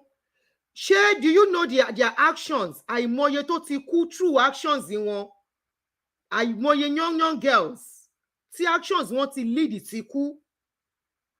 I'm not sure you are looking at that. Tá bá ń gbé wọn lẹ́yìn tá ń ṣàánú fáwọn, tá bá bẹ̀rẹ̀ sí ń ṣe àánú fún wọn, many girls will still follow this path. I hope you are getting where I'm coming from. They will follow this path to lead you on to destruction. You understand? But tá bá jẹ́ kó mọ̀ wípé wealth táwọn ladies yìí ń girls, wealth tí ò ṣe wà proud of ni, and ó lè báyé yín jẹ́. Tí a face àwọn ladies yẹn náà, àwọn tó bá lọ ṣe wọ́n á mọ̀ pé tí nǹkan kan bá ṣẹlẹ̀ sáwọn, àwọn ò ní rí public sympathy. Public sympathy làwọn tó pariwo síta fún. Tí nǹkan kan ò bá ṣe wọ́n, ní gbọ́ nǹkan kan. Ṣé ń gbọ́ mi? Wọ́n á dẹ̀ máa bùgá wípé iṣẹ́ ọwọ́ àwọn ló fáwọn lówó. Meanwhile, underground, in the closed door, wọ́n fa àwọn ọmọ kéékèèké tó yẹ kó kọjú mọ́wé kó kọ mọ́júmọ́lé ayé wọn, kó nítẹ́ lọ́rùn, wọ́n ń fà wọ́n sínú ìrìn burúkú yẹn. Títorí ẹ̀ là ṣe ní yin àwọn obìnrin yẹn débi pé àfún wọn ní sympathy. Kò sí sympathy fún wọn. Wọ́n ti jẹ́ káwọn ọmọ lọ́mọ, àìmọye ọmọ ti kú. Àìmọye young girls náà ti kú tó jẹ́ wípé àwọn òbí wọn ò lè pariwo síta pé nǹkan báyìí ló pa wọ́n. Ṣó ti yé yín? So tá bá sọ̀rọ̀ báyìí tí wọn ò rí public sympathy, then wọ́n á mọ̀ wípé àwọn tó bá fẹ́ lọ ṣerú ẹ̀ńjọ́ míì, wọ́n á mọ̀ pé tí nǹkan bá ṣe àwọn làwọn máa gbé bùkátà yẹn. You cannot do something as an adult and expect people to help you to bear the consequences of your actions. When you do something as an adult, that consequence of that action stays with you and should remain with you. You caused it. You were an adult when you went into it. You were not a baby. Okay? When they were collecting the money, none of us were there. They were collecting that money and they were enjoying it. Right? Àbí wọn gba owó yẹn, kàn enjoy it. Wọ́n á ra mọ́tò, wọ́n á gbé síta. má sọ̀rọ̀ ẹ lọ ìyá mi. Àǹtí ẹjọ́ mo fowó àtọmọdé yìí rẹ̀. Wọ́n enjoy money yẹn nìkan. Wọ́n tún recruit ọ̀rẹ́ wọn. Wọ́n á tún lọ ṣe threesome. Òun náà ni mò ń sọ. Ẹ wo Òtòbò àǹtí. Òtòbò kúrò ní Amẹ́ríkà, ó kúrò ní Canada. Suleiman ara business class fún, ara first class fún. And our parents or àwọn tó close wọn, they could not ask her pé bolo ti rówó. Ṣé understand? Ṣé ọ̀rọ̀ yìí ó pín sí so many ways. Sympathy my foot. She understand? Okay, look at the so-called actresses. Ṣebí ẹnu ọjọ́ mẹ́ta yìí, some of them will fall sick. Wọ́n máa wá sórí Facebook, wọ́n máa wá sórí social media, wọ́n máa tọrọ owó. The question is, if they were making so much money, because ṣebí Láìdé Bákàrè, ó lóun kọ́lé 100 millions of naira. Ó tún ra mọ́tò. Irú múfì wo antique tún ṣe pé ra mọ́tò, ọmọ ẹ̀ tún ra mọ́tò fún ọmọ tún ra mọ́tò. She understand? God bless you. Somebody just mentioned Bisi Komolafe now. That was another very sad story in those days. Thank you, Arike Azizat Arike Wuyo. Thank you for this reminder. This is another very sad story. Bisi Komolafe in those days. Tani omo case Bisi Komolafe, bo no ṣe kú mysteriously nìyẹn. Ma sọ̀rọ̀ ẹ lọ. Sọ pé nǹkan tí máa tó ṣe dá. Ẹ jẹ́ ká bá àwọn obìnrin tó lọ ń bá máa tó ká bá wọn wí. Tó dúró lójú kòkòrò. Àǹtí ṣẹ̀bẹ̀ pé nínú story tí Gistlover yìí sọ, ó yìí sọ pé they are men, ó dárúkọ àwọn ọkùnrin kọ̀ọ̀kan. We don't know if they are linked to Maito or not. She understand? But he mentioned name of prominent male celebrities.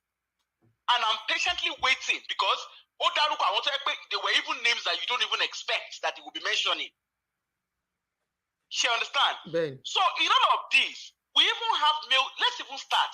Apart from our girls here, we also have male. Our Gabriel, gbogbo wọn wà ńbẹ̀. She understand? In the midst of that, okay, auntie, there's a particular popular celebrity tailor. So no un ránṣọ, ó ra Ferrari jọ. Níbi nínú aṣọ tó lóun rán. There are set of brothers. Ìkan ṣe comedy. Ìkan lóun celebrity tailor. She understand? Gang àwọn mẹ́ta ni wọ́n no máa ń rìn káàkiri. She understand? Right now, ó kìlẹ̀ mọ́lẹ̀, ó kọ́ ilé millions of naira sí Lekki. Irú aṣọ wo ló rán, irú àgbádá wo ló rán tó ń kọ́lé millions. Ó ra Ferrari òun àtàwọn ọ̀rẹ́ méjèèjì Nollywood actors. So irú àwa síkì lọ́la wọn á ní ká máa sympathize pẹ̀lú ẹ̀. Mo ń gbọ́ ẹ̀jẹ̀rẹ̀. So ó ra mọ́tò ìgbà tó gbé Ferrari jáde. Mo rántí pé ìgbà tí mo lọ sí Nàìjíríà, mo lọ sí ṣọ́ọ̀bẹ̀ because I was so interested in this multi-million naira celebrity tailor. Àǹtí mo dé ṣọ́ọ̀bẹ̀, ẹ mọ̀ nǹkan tí mo bá ń ṣọ́ọ̀bẹ̀, accessories tí ó wà ní UK. Really? They are not even expensive. They are not expensive jewelries. Ìyàwó ẹ̀ ń tà. Mo ra àwọn perfume. Mo kò tẹ̀lé pé ṣé nǹkan tí bọ̀bọ̀ yìí then àwọn aṣọ tó lòun rán is just normal native aṣọ. So irú aṣọ wo ló ń rán tó tẹ bá rí ṣọ́ọ̀bù ẹ̀ ní Lekki àǹtí. Ṣọ́ọ̀bù ẹ̀ yẹn beautiful. But àwọn aṣọ tó kó sínú àwọn aṣọ tó lòun rán there is nothing special about the clothes tó rán. So ibo ló ti rí millions tó fi ra Ferrari. Tó fi ń wọ first class káàkiri. Ìyẹn ni ká wá sympathize kára àwọn ò bá ya sympathy kọ. Ẹ̀gbọ́n ẹ̀ náà ìyẹn lòun ṣe comedy. Mo ṣe ń bá yín sọ̀rọ̀ lọ́wọ́lọ́wọ́ báyìí, ó wà ní Canada, ó lọ ṣe show ní Canada. Okay, let's even agree pé comedy ló lọ ṣe. Ẹ̀rí ẹ̀gbọ́n ẹ̀ ni. They are popular brothers now. Ẹ ní láti rí ilé tí ẹ̀gbọ́n ẹ̀ tó farabalẹ̀ fà lórí comedy. Ẹjọ́ èló ni comedy, èló gbọ̀ngàn náà làwọn èèyàn kan ní agbádá white powder ni. Vicky Taiwo ó ti yé mi. Wọ́n ti decode. Ṣé ó yé yín? Ó yé mi àwọn decoder ayé wọ́n ti decode. Ó yé wa bàjẹ́. So I understand. Iṣọ́ tẹ bá rí ilé tí bọ̀bọ̀ yẹn kọ́ lórí comedy. Irú comedy wo ló ṣe? Tó ń live life, tó ń wọ first class. Irú comedy wo? Àbí ìṣe Nollywood? Àwa ní Nàìjíríà fẹ́ dá. Níbo ni Nàìjíríà ti fẹ́ dá? Mo ti mọ ẹni tẹ́ ń sọ àwọn decoder àti fún mi lórúkọ AY. Má sọ̀rọ̀ ẹ lọ. irú comedy wo náà ń ṣe èló kọ́kọ́ Nollywood put together èló ni Nollywood gangan èló náà fẹ́ tà lórí igbá. Okay, mo ti Nkechi, I now get it. Mo dẹ̀ rò pé bí òun náà ló lè jẹ́ má sọ̀rọ̀ ẹ lọ. She understand. So somebody said Kosi Ojiako is one of the pimp tó ń ṣiṣẹ́ fún fẹ́ni tá à ń sọ̀rọ̀ ẹ̀ yìí. Kosi ò ṣẹ̀bẹ̀ pé Kosi ò fi tiẹ̀ pamọ́ rí. Bẹ́ẹ̀ni. ìyẹn gbé rẹ̀ sójú pálí ni kò dẹ̀ fi tiẹ̀ pamọ́. Ṣé ní ọ̀rọ̀ tá à ń sọ yìí, it can't just die down to Maito alone. Ẹ wo crest, ẹ wo bàbá crest pẹ̀lú bó ṣe crest pẹ̀lú gbòòlà ètò àwọn obìnrin yìí ń tẹ̀dí ilẹ̀ fún. Bẹ́ẹ̀ni, with all their awareness just because they want money náà ni owó ni. Ṣé rí Halima, mo sorry láti sọ o, I'm a woman. Kí Halima lọ jókòó jẹ́ kó lọ ka iye àwọn èèyàn tó ti gbẹ́ ìsara wọn. Kó lọ jókòó jẹ́ because gbogbo wọn aunty ṣebí mo ṣe ń bank nígbà tí mo wà Nàìjíríà even when social media was not social media. Ṣé ráwọn àwọn ìgbàyẹn wọn kọ́ ẹ̀ tí ìpera wọn Nollywood àwọn tó wá àti fíìmù gbà yìí tẹ́ bá rí àrà tó ń fi wọ́n dá wọ́n máa ń kun ẹsẹ̀ wọn bẹ́ẹ̀ ni pé wọ́n ń kun chicken ni. Ìkan mo mọ̀ ìkan dáadáa tó yẹ pé ó wà lórí payroll senator tó ti kú ní ìsìn lórí senate president payroll senate president ni. Blank check ló fi ń wọlé tó ń jáde lówó Nàìjíríà. Ṣebí kan náà ló pẹ́rẹ́ ní Diona tó pẹ́rẹ́ ìláyà Diona. Tó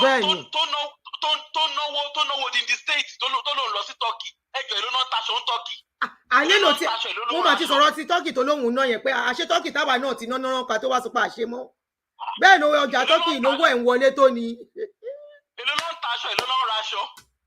Ìkan náà dé ìyẹn lòun ṣí àmàlà joint. Ló ṣí àmàlà joint ló ra jíìpù sídìí. Ẹjọ́ ìlú náà ń ta àmàlà. Irú àmàlà ṣé gold náà fi ń ru àmàlà wọn ni àbí silver náà fi ṣe wédú. Wọ́n wá ní ká máa ṣàánú wọn. Èyí náà èmi ò ṣàánú rú wọn o. Láwọn tó ń náwó tó yẹ kó fi tọ́jú àwọn ọmọ mi àtọmọ tiẹ̀ tí gbogbo wa fi sáde ìlú òyìnbó. Halima tó ń pariwo ó lóun ná over 300 million lórí sickness 300 gbọ́dọ̀ 300 million as a young girl. Ṣé movie industry ló ti rí 300 million ni toró yẹ ká béèrè question. Ṣé orí movie industry fíìmù mélòó ló ṣe ìyàn wo ló ra fíìmù ẹ̀ ṣé Arnold Schwarzenegger gan lè sọ pé òun ní 300 million dání. Idris Elba àǹtí ṣẹ́rígbà COVID ìgbà tó wọ́n kọ́kọ́ lock everybody sílé. One of these popular comedian tí mò ń sọ yìí ló bá lóun ṣe kí náà porúkọ ẹ̀ ló bá lóun ṣe Instagram video call sí Idris Elba ìgbà tó sọ pé ó ní COVID yẹn ló bá pè é nìyẹn náà bá bọ́ sórí máa wá fídíò yẹn máa sẹ̀ǹdẹ̀ sí yín ló bá ṣàpè yẹn nìyẹn bá bọ́ sórí kí náà wọ́n ṣàjọṣe video call ṣe ẹ̀kẹ́ níbi tí comedian ti wà níbi tó naive dé Idris Elba dẹ̀ ṣẹ̀mọ̀ ó connect mọ́ kí ni fídíò yẹn nìyẹn bá ní ló bá ṣàkíyà how are you kí ni kan ó wà ṣẹ̀mọ̀ comedian ti wà so excited only for him to start showing Idris Elba his clothes his shoes and everything ìyẹn bá dà ipe wow are you the owner of this ṣẹ̀mọ̀ America fún rẹ̀ are you the owner of this ló bá ní hẹ́n ó ní wow in a country where there's abject poverty wow you owner of this luxury máa wá fídíò yẹn máa sẹ́ǹdẹ̀ sí yín àǹtí. Only in a country ṣe pé comedian yẹn ó kọ̀ọ̀lẹ̀ thinking I don't think he realized what Idris Elba said to him.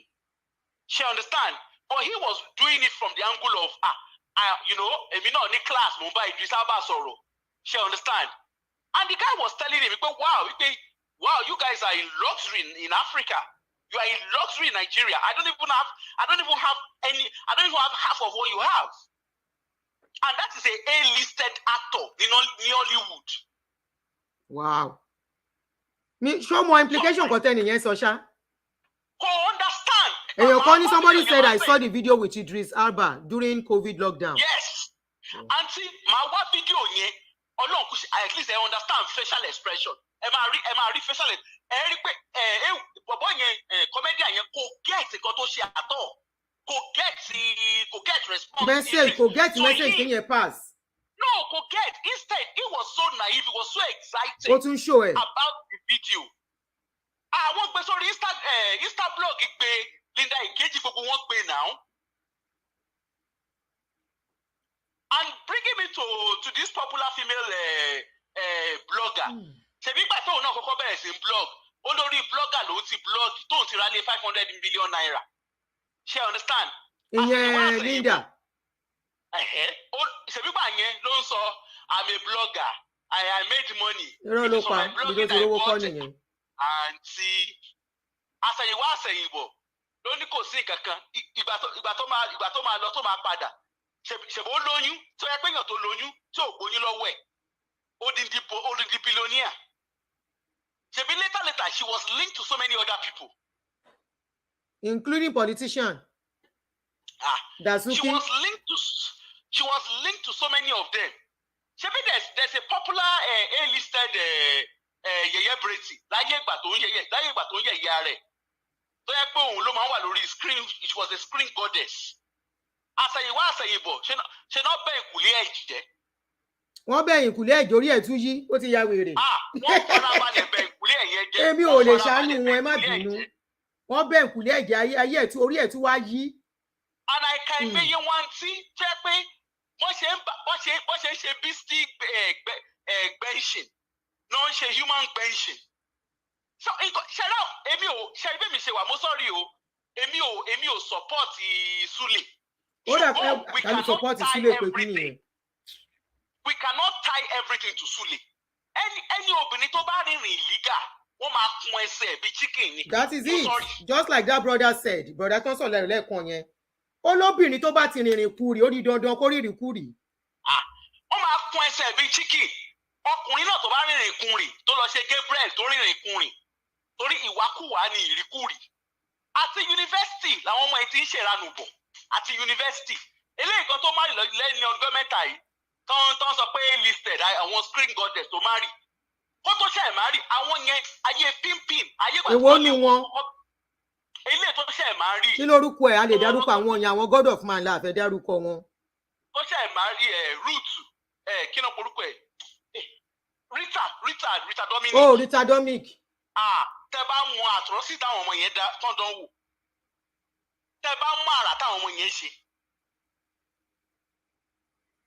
So I'm sorry I don't feel sorry for them. Sorry Sha.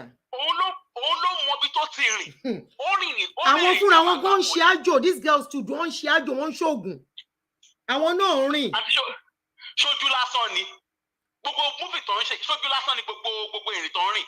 Àwọn ọmọ kan tó wà ní yunifásitì before social media ṣe. Àwọn ọmọ tá ìjọ lọ sí school, àwọn àrísítò tá ìjọ lọ sí school. Àwọn girls yẹn wọ́n rìn. Ṣé níbi tẹ́sẹ̀ ìyá àti bàbá wọn ò dé? Ẹsẹ̀ àwọn girls yẹn débẹ̀.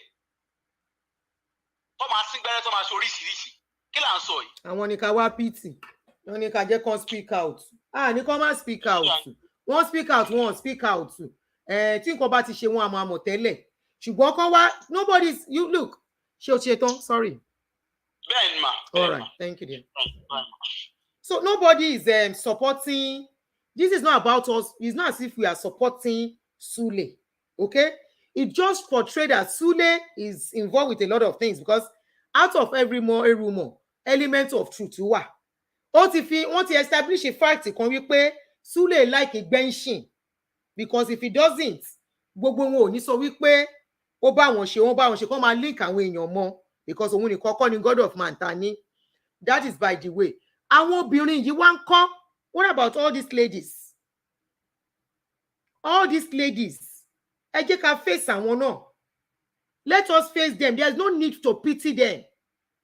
You can say, okay, maybe so that the more can speak out. Why should more be involved in this kind of a thing? Why it's more were involved and we'll be expecting them to speak out? Why will more be involved?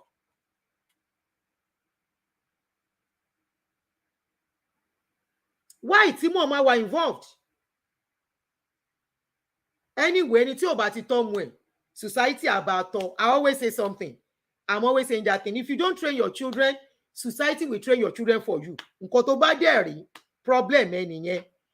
Not only that, somebody made a very valid comment. Tí mo pin látẹ̀ nǹkan. I was waiting for the caller to finish. This guy said, he said, Babati, he said, warn your daughters to avoid joining the choir and ushering ministries in these mega churches. As a former drummer of 18 years, if you know, you know. Ọ̀rọ̀ lẹ́ni yìí sọ o.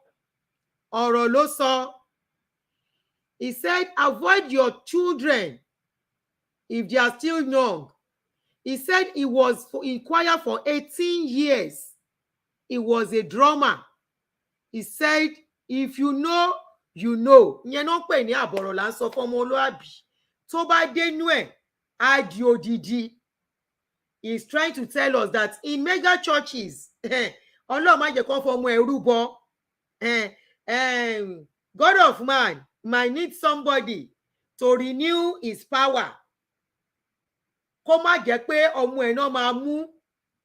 God of man might need somebody to give him more affluence for people to be coming and be dropping. I always say, tẹ́ bá sọ pé kò sí ogun. We have our ancestors láyé ìgbà yẹn. Ogun dẹ̀ yìí ń wá níbi tó wà. Ogun yìí wà níbi tó wà. A word is enough for the wise. This man said behind, they might want to renew something. Kó má jẹ́ pé ọmọ ẹ̀ náà máa fẹ́ fi renew. Kó má jẹ́ glory ọmọ ẹ̀. Kó má jẹ́ ayé ọmọ ẹ̀. Ọmọ ẹ̀ lè má kú. Kó má jẹ́ yín ọmọ láyé. And that is why me too, I'm always conversing. Don't allow all these people called God of men to touch your children's head. If there is anybody that should touch your children's head to pray, do it by yourself. You are a parent. Ìwọ ló dẹ̀jẹ̀ lórí ọmọ ẹ. Now you by yourself born your pikin from your toto.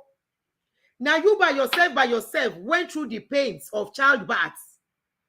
You and your husband, the father of the child. If there is anyone that should lay hands on your child, on their head to say, "Oh ya gbori ẹ wá," it should be you, not any God of man.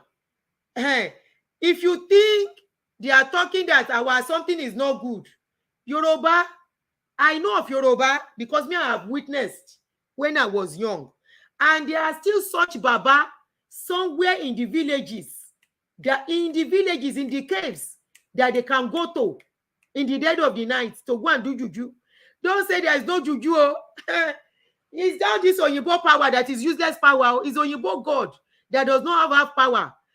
Yoruba God, they have, because me I have seen a case whereby armed robber come inside somebody's house.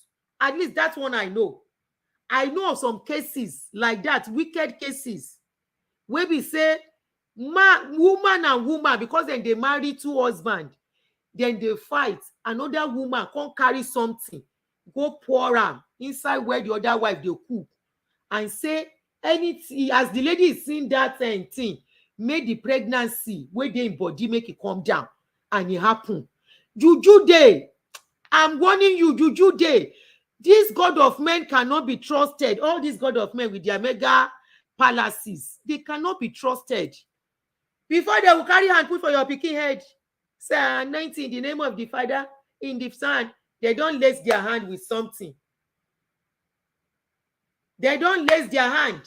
Me, I have seen where somebody enter somebody's house, he won't go steal. Now broom they put for the front of the house. In those days, when they see the do juju, before they make us forget juju, come carry Oyinbo God for us.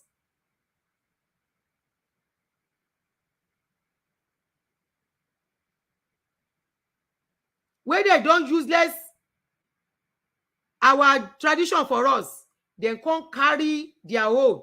Their own God, you not get any power. Oyinbo God, you know, where they inside that book where you they read, you don't get no shishi, no power shishi to do anything. Okay? Now their story be that one. Our own, they know say get power. Now you make them say, oh yeah, make them change everything. Make them change everything for us. Then change and we throw away. We begin throw away. But it's still there where he did. It's still there where he did. No allow your pikin. I keep saying this thing. Hear what somebody is saying now. This person is not, maybe this person is just even joining my social media platform. This is the first time I'm seeing this name. He said, warn your daughters to avoid joining the choir and ushering ministry in these mega places. Be careful. Oh yeah, it is there, it is anointing time. It is anointing time. Òun ló dáfá fún pé ọmọ mi ò lè ṣoríire mọ́ láyé torí wọ́n ti gbọ́wọ́ lé lórí. Wọ́n ti ṣe kí ni? Wọ́n ti gbé ọwọ́ kọ́wọ́, wọ́n ti gbélé lórí. Ọmọ tó yẹ kó ṣoríire á bẹ̀rẹ̀ sí ṣìwàwù. Ọmọ tó mọ̀wé tó ń ṣe dáadáa school á di ọmọ tó máa ṣe wọ́nranwọ̀nran. And you now be looking, where did you miss it? Níbo ló ti ṣiṣẹ́? As a parent, where did you get it wrong? O ní mọ̀ pé ibi tán ti tẹ́wọ́ lọ́mọ ẹ lórí ni. Ẹ yé gbé orí àwọn ọmọ yín lẹ̀. Ẹ yé jẹ́ kéèyàn kan sọ pé wọ́n anoint ọmọ yín. Ògún yìí wà, òun lẹ̀ ń gbọ́ yẹn o. À ń sọ̀rọ̀ jù. Ṣé wá fún ti Halima àti Maito?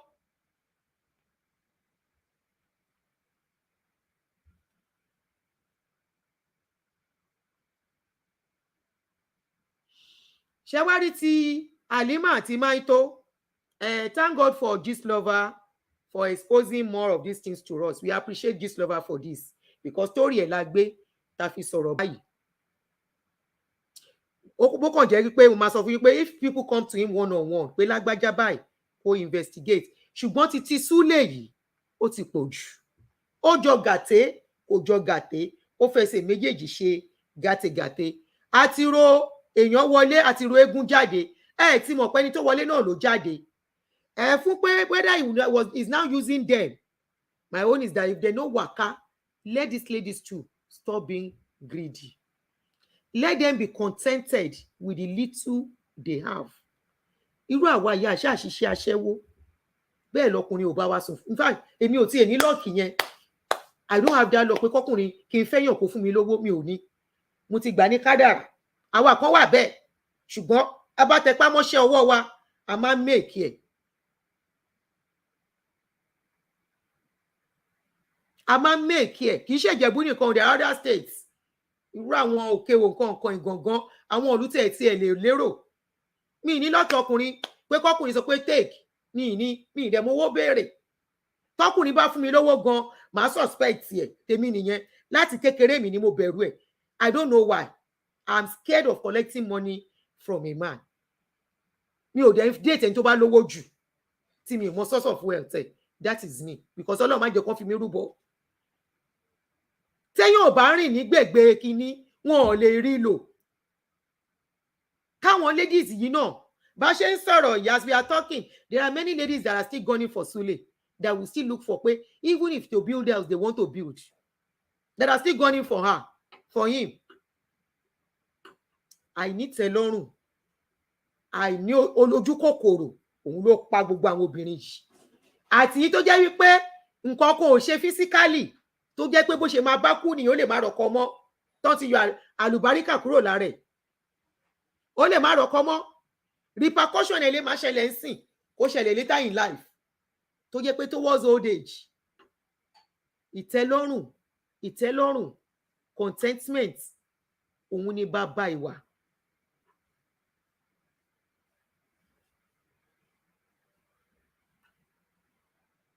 Èèyàn kan ní God of men make their congregation to forget juju, but God of men did not forget juju. Let me pay this comment. Bẹ́ẹ̀ ni o, God of men ò forget juju o. Tó bá forget juju, lásán ló ń kéré òjọ ni. Lásán ló ń kó ọpọlọ àwọn èèyàn, apart from brainwashing. Lásán ni ẹlòmíà kúrò lábẹ́ wọn tó ní iye àsọ. So àbọ̀rọ̀ là ń sọ fọ́mọlúàbí tó bá dénú ẹ̀ á dodindi. We wish Halima Abubakar quick recovery. We pray she sees solution to her sickness. Tó ń dààmú ẹ̀. Ẹ̀kọ́ ni eléyìí, this is a big lesson. Ipa máa bá Sule wí, a máa lu Sule. Wàhálà ìwọ̀nba la máa bá Sule wí mọ́. Ìwọ̀nba ni la máa bá Sule wí. Dùn ní ọlá ìtàn. Èwo tún lélẹ̀. God of men chop daughter, sister, auntie and mother at the same time. Ṣẹ̀rí pólè ní gbogbo wọn. Ṣẹ̀rí pólè ní wọ́n rí God of men kó lówó. Gbogbo wọn lọ torí sí. Leo Megi bẹ́ẹ̀ ni o. Kálímọ́tù náà lọ tẹsẹ̀ lébò. Kágbára kọ́njọba ara wọn fagbára fà á. Òun lọ̀rọ̀ tó wà ńlẹ̀ yìí. káàlì mọ́tò náà lọ fún kó lọ tọ́sí ẹlẹ́gbọ̀ọ́ káwọn náà yé rìnrìn òṣì kán yé rìnrìn ranù kán yé rìnrìn òṣì kán yé rìnrìn rédèrèdè kiri títì. ìyàwó Sule ti ẹ̀kú sùúrù òun náà dẹ̀ kúrò kò dẹ̀ jà ẹni ẹlẹ́ni ó yá enjoy owó lọ and of course kò lè lo ìyàwó ẹ̀ tó bá fẹ́ lòyàn majority ọkùnrin òun lò ìyàwó wọn èyí tí ò bá lọ́pṣọ̀n ló máa mú ìyàwó ẹ̀ obìnrin tó máa wá ẹni tó bá wà ń tàná máa wá so ẹni tó bá sọ pé kò sóògùn wọn ń lòyàn kẹ́ni yẹn kó sùn kó lọ jí padà ṣèbọn fẹ́ lówó ni ṣèbọn àwọn obìnrin náà fẹ́ bùgá ni wọ́n fẹ́ bàǹbà wọ́n fọ wá rán kìtìkìtì wọ́n rán kàtàkàtà ọlọ́run àkó yíyan gbogbo ẹ̀yin tẹ́ bá ti wọnú gàwú Sule ọlọ́run á yọ yín nínú èyí tẹ́ kó sí yìí o. ìyàwó Sule mọ̀ wípé ọkọ òun ṣe bẹ́ẹ̀ because wọ́n jọ ń náwó ni torí àwọn obìnrin kan máa wọ́n fi àdódìlà bá sùn àfi tó bá múra èèyàn kan ní wọ́n ti fi àdódìlà wọ́n ti fi àdó rọ́pò bí àdó rọ́pò kọ́ nìyẹn àwọn náà rìn dédé bẹ́ẹ̀ kí obìnrin kó nítẹ̀lọ́rùn àìnítẹ̀lọ́rùn obìnrin mi pọ̀ ẹ má jà tanra wa ó ti pọ̀ jù especially àwọn yẹ̀yẹ́ British wa yìí níbo náà ti ń rówó níbo náà ti ń rí owó Tia Rover Range Rover Land Rover Mercedes Benz luxurious cars ní gbogbo mọ́tò yẹn níbi hardly will you see them on the streets like pure water. Nigeria between our artists and actresses they are the one buying new cars. Tia Rover America you don't even buy it new you pay in bits but there they will buy it cash down níbo náà ti rówó níbo náà ti rówó ọmọ ẹ ò ṣàgbàfọ̀ ó ń káṣọ wálé ti rí pé ó lè lẹ́ ń rí yẹn bó ṣe ń bẹ̀rẹ̀ nìyẹn níbo náà ti rí tó bá wá náà lò wọ́n àwọn náà rìn débi tó ti lò wọ́n tọ́n bá rìnrìn kùnrin wọn ò ní rí wọn lò. ẹ ṣé gbogbo ẹ̀yin tẹ́ join mi láàárọ̀ yìí thank you very much for joining me on this show. Thank you for making it easy for us to do. Thank you for all your contribution, your comments, and I hope people will read through the comments and learn one or two things, especially these young ladies. Okay. Edit your comments, Maduni speaker, so that you won't have issues. Edit it fast. Edit it. Especially that your FUC. Edit it. So thank you. This is a big lesson. Me on my own page, awareness, educative. That is what I do on this page. If we, out of nobody, can be here today, you can do it. Just be contented. Luxury, wealth does not come suddenly. Riches, success is something you have to do step by step. Step of success. Have you ever seen anybody jump from the last step of a step to the top? You want to climb a step of success. You are jumping from the last step to the top step. How is it? Is it? Ladder of success is something you take step by step. In the 20 years ago, if anybody tell me I'll be here today, I will not believe. Even though I was okay. But at least today, I know my yesterday. Look, all these slogans, that one God of men, say to my tomorrow will be all right. I saw one place, one guy say, if you can say amen to this, by this time tomorrow, you will be the billionaire of your family. I'm like, and I saw people saying amen. I say, these people are so... mi fẹ́ lo the right word tó yẹ kí n lò fún pé wọ́n ti yí lórí because tí wọ́n bá yí lórí ò ní sọ wípé ọmọ àtàpátá dìde ọmọ tí ìyá ò ní nǹkan kan tí bàbá ò ní nǹkan kan tó ń tí ẹ̀ nílé tó ń gbélé mi rent wípé ó máa di billionaire lọ́la ṣé bọ́n ṣe sáré di billionaire nìyẹn tó bá ló máa di millionaire. To be that millionaire is not even tomorrow. To be that millionaire might take that child the next 5 years or 10 years. to work at it. It's not something that will come suddenly. Ìtorí ẹ̀ ni mo ṣe máa ń sọ ipò lórí burúkú ni àwọn God of men nìyí. Wọ́n ti bà mentality a lot of people jẹ́ nílùú yìí. That all people think of is to get wealth, irrespective of how they get it. They just want to get rich.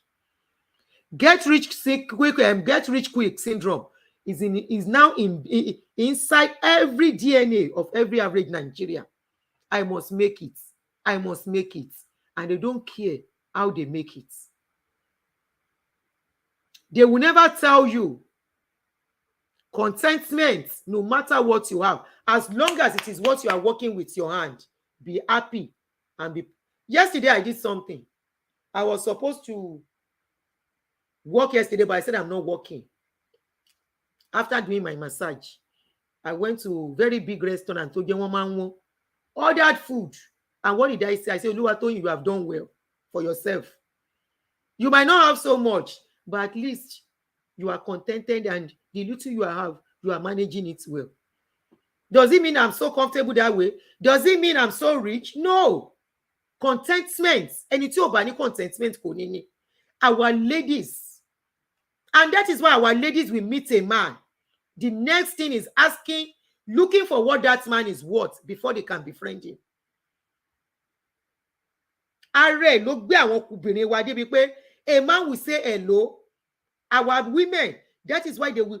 Kó tẹ́ bá rí obìnrin wa tó bá lọ fẹ́ni tí ò lówó, Nàìjíríà máa taunt obìnrin yẹn títí tí marriage yẹn máa fi dàrú. Wọ́n ló lọ fẹ́ni tí ò lówó, òun ló ń fi ọkọ ọkọ ẹ̀. Ta ló sọ fún yín pé ọkùnrin tó lówó, obìnrin tí ò lówó, obìnrin tó lówó kò lè fẹ́ ọkùnrin tí ò lówó. Ta ló sọ fún yín pé ẹni tó lówó nìkan ló wúlò? Ta ló sọ fún yín pé owó ni gbogbo nǹkan? Ta ló sọ bẹ́ẹ̀ fún yín? Àwọn people yìí náà ni. Àwọn God of men yìí ni. Wọ́n ti bà ayé jẹ́, wọ́n ti bọ̀run jẹ́, wọ́n ti bà ọjọ́ ọ̀la almost average every Nigeria. Wọ́n ti bà jẹ́. Òbí mi, wọ́n ti bà ayé ẹ̀jẹ̀ tó ti fojú sunkún ọmọ because ọmọ ti lọ síbi tí ò yẹ kó lọ, ọmọ ti ṣòfò dànù. Ọmọ ti kú dànù.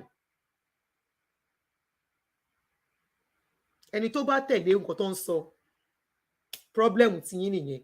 Irú èmi yìí mi ní fi page mi canvas fẹni tí God of men bá ba ayé ẹ̀jẹ̀, never. Tó dà ń pariwo títí fún yín ẹ gbọ́. Báwọn people yìí, ẹ má trust wọn, nǹkan tó máa jẹ náà wá, and they will do anything fún nǹkan tó fẹ́ jẹ. They will do anything and everything láti maintain rich lifestyle wọn tó ti get.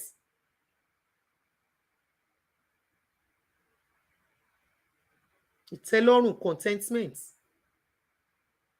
contentment òun ni bàbá ìwà. Majority yín kì í ṣe pé Ọlọ́run ò bùkún yín. Iṣẹ́ ọwọ́ yín Ọlọ́run bùkún, ṣùgbọ́n ẹ fẹ́ ní nǹkan tí lágbájá ní. Láì mọ̀ nǹkan tí lágbájá ṣe, láì mọ̀ nǹkan tí lágbájá ní tó fi ní nǹkan tó ní.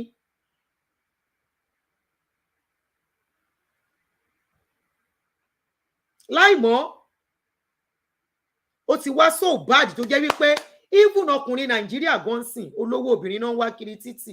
Mi ò dé blame wọn. Because àwọn obìnrin la fi kọ́ wọn. Kò sọ́kùnrin gan tó fẹ́ dó ibi tẹ́ bá gbọ́, kò sóbìnrin ọkùnrin tó fẹ́ ní bùkátà obìnrin mọ́ ń sìn. Ọkùnrin gan check obìnrin out ń sìn ni. Kí ló wọ́ọ̀tì, kí ló ní? Òun ò lè bóbìnrin kankan jìyà. Obìnrin tó máa improve life òun lòun náà ń wá. Ṣẹ̀rí gẹ́gẹ́ ti wá ṣe gẹ́gẹ́. Ṣẹ̀rí ibi tí mentality wa ti wá bàjẹ́ dé lórí ọ̀rọ̀ olówó dé. Now I will keep telling everybody. Church ò ń ṣe ibi tán ti máa kọ́ ọmọ ẹ. Wọ́n á kọ́ ọmọ ẹ ní greed. Wọ́n á kọ́ ọmọ ẹ ní àìnítẹ́lọ́rùn. Wọ́n á kọ́ ọmọ ẹ. Ọmọ á máa hallucinate. Kò ń ṣe ibi tán ti ń kọ́ ọmọ. Wọn ò ní nǹkan kan tó fẹ́ kọ́ ọmọ ń bẹ̀. Ibi tó ti ń kọ́ ọmọ inú ilé ni. Tó bá fail as a parent, don't put it on the society. Tó bá fail as a parent, don't put it on the government. Tó bá fail as a parent, don't put it on your friends, on your child's friend. Ìwọ ló kùnà gẹ́gẹ́ bí òbí. Ìwọ ló ṣe nǹkan tí kò ṣe wájú ọmọ ẹ. ìwọ ló sí ń bẹ̀ fọ́mọ ẹ, ìwọ ló jẹ́ kọ́mọ ẹ ṣìnà, kì í ṣe society, kì í ṣe government, kì í ṣe ọ̀rẹ́. Ọ̀rẹ́ ò lè ṣí ọmọ ẹ lọ́nà tó o bá fàyè gbà. Àwọn actresses tá à ń sọ yìí, ó ṣe jẹ́ actresses nìkan ló ń jáde lórí ọ̀rọ̀ Sule tí kì í bá ṣe wípé wọ́n lọ ń pera wọn. Sule ń jáwó bí blogger ṣe pè mí náà. Ṣé bẹ́mi tí mo wà yìí blogger pè mí, ọ̀rọ̀ Sule ń jáwó kí n bẹ̀rẹ̀ sí í sọ, mo dẹ̀ wò pé kí ni mo fẹ́ sọ nípa ẹ̀, pọ́n bára wọn sùn. Ṣé yẹn ni mo fẹ́ máa sọ ní? Ṣùgbọ́n ilé ìtòrò ẹ̀kọ́ wà ń bẹ̀ ni mo ṣe jáde.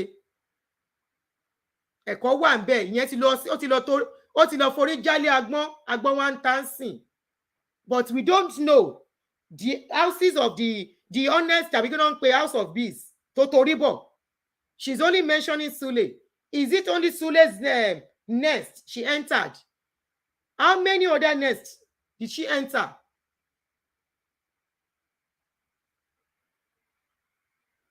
How many ló enter? Orí agbọ́n mélòó ló lọ torí bọ̀ tó wá ń pariwo Sule? Is Sule the only one? Now we have seen where we are as a country. You will see somebody suddenly rich, they will become your favorite. Somebody suddenly become rich, you celebrate him. When Laide Bakare came out, go and look at our young ladies fighting for Laide Bakare. They say it's because of jealousy. Right on, mama, my rose models, you are doing good, this and that. Somebody said, Agbako ló pàdé, Olúwọlé Kọ́mọláfẹ́, my brother kújọ́ mẹ́ta, Agbako ló pàdé jàmbá, kò sẹ́jọ́ ń bẹ̀. Wàláhì òótọ́ ọ̀rọ̀ ni. Wọ́n lọ ń pera wọn ní now. Ṣebí fúnra wọn ni. So why tó jẹ́ wípé all actresses nìkan, it will be like, lẹ́yìn jẹ́ ìjà ìsí o. And just like the last speaker said, she said somebody must have been pimping all these people. Ẹ jẹ́ kí n sọ fún yín bó ṣe máa ń ṣe.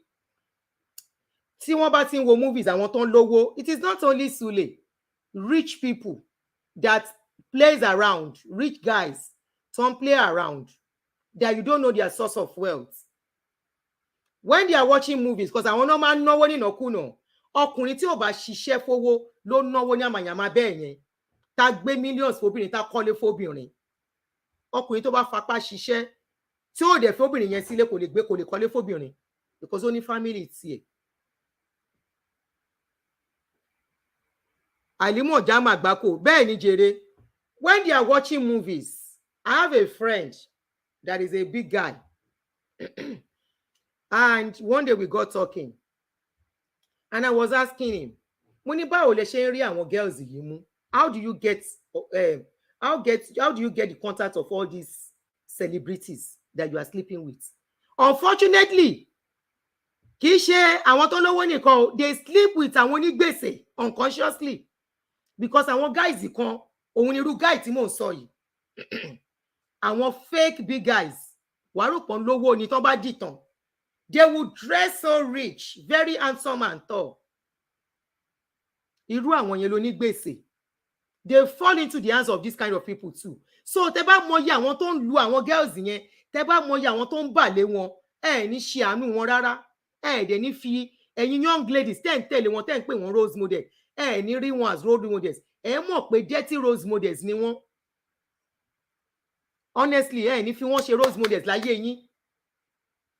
Because agbèrò gan bá wọn sùn, conductor bá wọn sùn. Conductor tó bá ti mara package tó dẹ̀ handsome, ó ń bá wọn sùn. Mechanic, bricklayer, they are working, iṣẹ́ náà ń ṣe. There is dignity in labor. Okay? Honestly, I would rather marry such people than marry àwọn oníjìbìtì. I would rather marry a man tí mo mọ̀ pé ó ń struggle with life, tó dẹ̀ ń ṣe honestly and honourably, tí ò dẹ̀ fìdọ̀tí kún. I would rather go for such men upgrading as long as tó bá meet standard than àwọn tó jẹ́ wípé you don't know what they are doing. Àìmọye obìnrin lọ́kọ tó fẹ́ sínú ilé gan tó ti ba yí ẹ̀jẹ̀ mọ́nú ilé, tó ti lò ó, àwọn kan dandan gbọ́ pé ìyàwó kú dànù ni á dẹ̀ máa ṣayé ẹ̀ lọ. So I was asking this guy because ara wọn ní packaging yẹn náà ni. The guy is one of these packaging guys, very handsome, very tall. Ó ti lówó rí, but àwọn olówó bìrìbìrì yẹn náà ni owó rẹ̀ ti gba ibi tó máa lọ ti gbà lọ.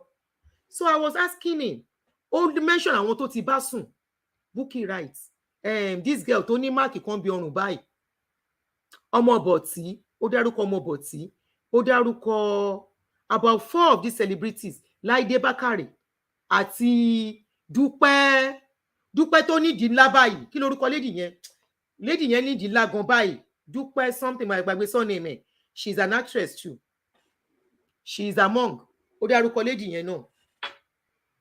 Mo wá bí òun gan ló yẹ kí n mọ̀ pé lady Dúpẹ́ yẹn pé kò bímọ. Mo wá béèrè lọ́wọ́ ẹ̀, mo ní how do you get the contact of all these ladies?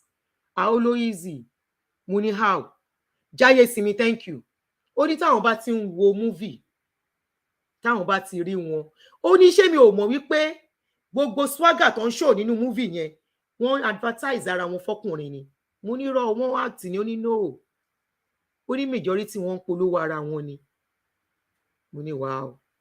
Ó ní yes, ó níbi tán ti ń make owó ni tán bá pimp wọn out. Ó ní so, ó ní táwọn bá ti ń wò wọ́n, ó ní tó bá anyone tó bá ti like, ó ní kò le. Ó ní you will just contact one of those guys tó jọ ń ṣe acting àbáwọn stage manager kankan. And that is why tó yẹ pé most àwọn ọkùnrin tó bá lówó, they always allow them use their houses for movies. Ibẹ̀ náà ti máa ń pick wọn jù, and they will pick them. Ó tán. Táwọn náà bá ti rí lé, wọn mọ̀ bóyá bọ̀bọ̀ ti broke, so wọ́n use wọn bàjẹ́. Àìmọye aláwìn, credit use ló pọ̀ jù. Wọ́n ti use wọn tán, a kàn fún wọn táṣẹ́rẹ́ ni, owó tí owó rúnrùn, ó lè jẹ́ wọn bá ṣe tán, ó lè fún bí 50,000. Àwọn owó rádaràda, owó dọ̀tí, just give them your take. Màmá rí ẹ later bọ̀ ìgbà yẹn, ó tán nìyẹn, ó ti lò yẹn sẹ́jẹ̀ nìyẹn. Next ló dẹ́kun, a tún mú mi. Wọ́n dẹ̀ ń dáhùn, àwọn boys yẹn náà máa package pé tó bá mọ bọ̀dá lówó gan o, o mọ lágbájá ni. And these are guys tó jẹ́ wípé àwọn olórin ti máa kì wọ́n dáadáa, so wọ́n á sọ pé o mọ ni, olórin máa ń kì náà, òun ni lágbájá, òun ni tàmẹ̀dù. Wọ́n á ya lò wọ́n sẹ́jẹ́, wọ́n á ti lò wọ́n tán, kọ́ máàkì wọn ni pé me sef don do am. Sórí Fálégan yẹn, I know Fálégan, Fálégan mo ti bá sọ̀rọ̀ rí wọ́n. Gbàgbé ti Fálégan, Nkechi ló lè gbà ní Nkechi àti Fálégan, forget their story. Àwọn rádaràda làwọn méjèèjì yẹn, Nkechi àti Fálégan. Fálégan ò bá package ara ẹ̀ dáadáa, àwa kan mọ̀ pé kò sí nǹkan kan fún, kò sí tátá, kò sí yànyà ní UK. Packaging ni, fine face ni, fine body ni, kìkìdá body no engine ni bó ṣe wà yẹn. Tóbìnrin kan bá arábìnrin tó máa rárí sí, wọ́n dẹ̀ máa rárí sí. Ṣé rí obìnrin tí ò bá ti mọ̀ pé ṣé owó òun obìnrin tó bá ti fìwé pé a man has to give them money for survival, I don't pity them. Kò tójú wọn bá rí. If you have to believe without a man giving you money, you can never move on and your life can never be better. Whatever you see, please chop it and drink water to it. Ẹ jẹ́ ká gbọ́ràn. Ẹ ṣé gan, now I really have to go. God bless you. Aago méjì ti lù. Ẹ ṣé gan gbogbo ẹ̀yin tẹ́ join me. Thank you for. He say Nkechi no dey baff. Àwọn méjèèjì smell ni wọn pẹ̀lú rádaràda tó ń kó sórí social media. One chance ló enter. We all know that Nkechi bó ṣe pé kíni ó ń hustle náà. President ló ṣà wà ní US tó ń ṣiṣẹ́. Ó ń hustle to some extent náà. Ṣó ti yé yín, ó kàn fi tibí náà kún, so kò lè sọ pé iṣẹ́ owó òun nìkan ni gbogbo yẹn náà. But ó ń wá ọkọ for real, ó wá lọ bọ́ sọ́wọ́ Fàwọ̀rajà. Tẹ́ bá ń gbọ́ Fàwọ̀rajà big time, Fálégan ló ń jẹ́ bẹ́ẹ̀.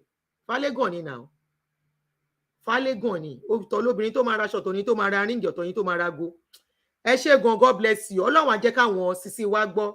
Ẹ lọ fi ṣẹ́kúnṣẹ́ apá yín, ẹ̀yin young ladies. Ó lè má tó lé ni, ó máa tó lọ́la. Ẹ ṣáà kàn wá consistent, ẹ má kẹ́gbẹ́kẹ́gbẹ́, ẹ má nànàkúnà, ẹ má níjì owó tẹ́ ní. kẹ́dẹ̀ máa fojú sí iṣẹ́ yín ní kẹgbára mọ́.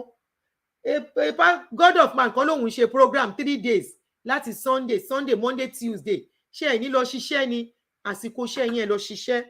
Aṣọ ẹbí àsìkò aṣọ bí ń bọ̀ tó máa tẹ máa rà tó máa sú yín, ẹ má ra aṣọ ẹbí, ẹ má kẹgbẹ́kẹgbẹ́.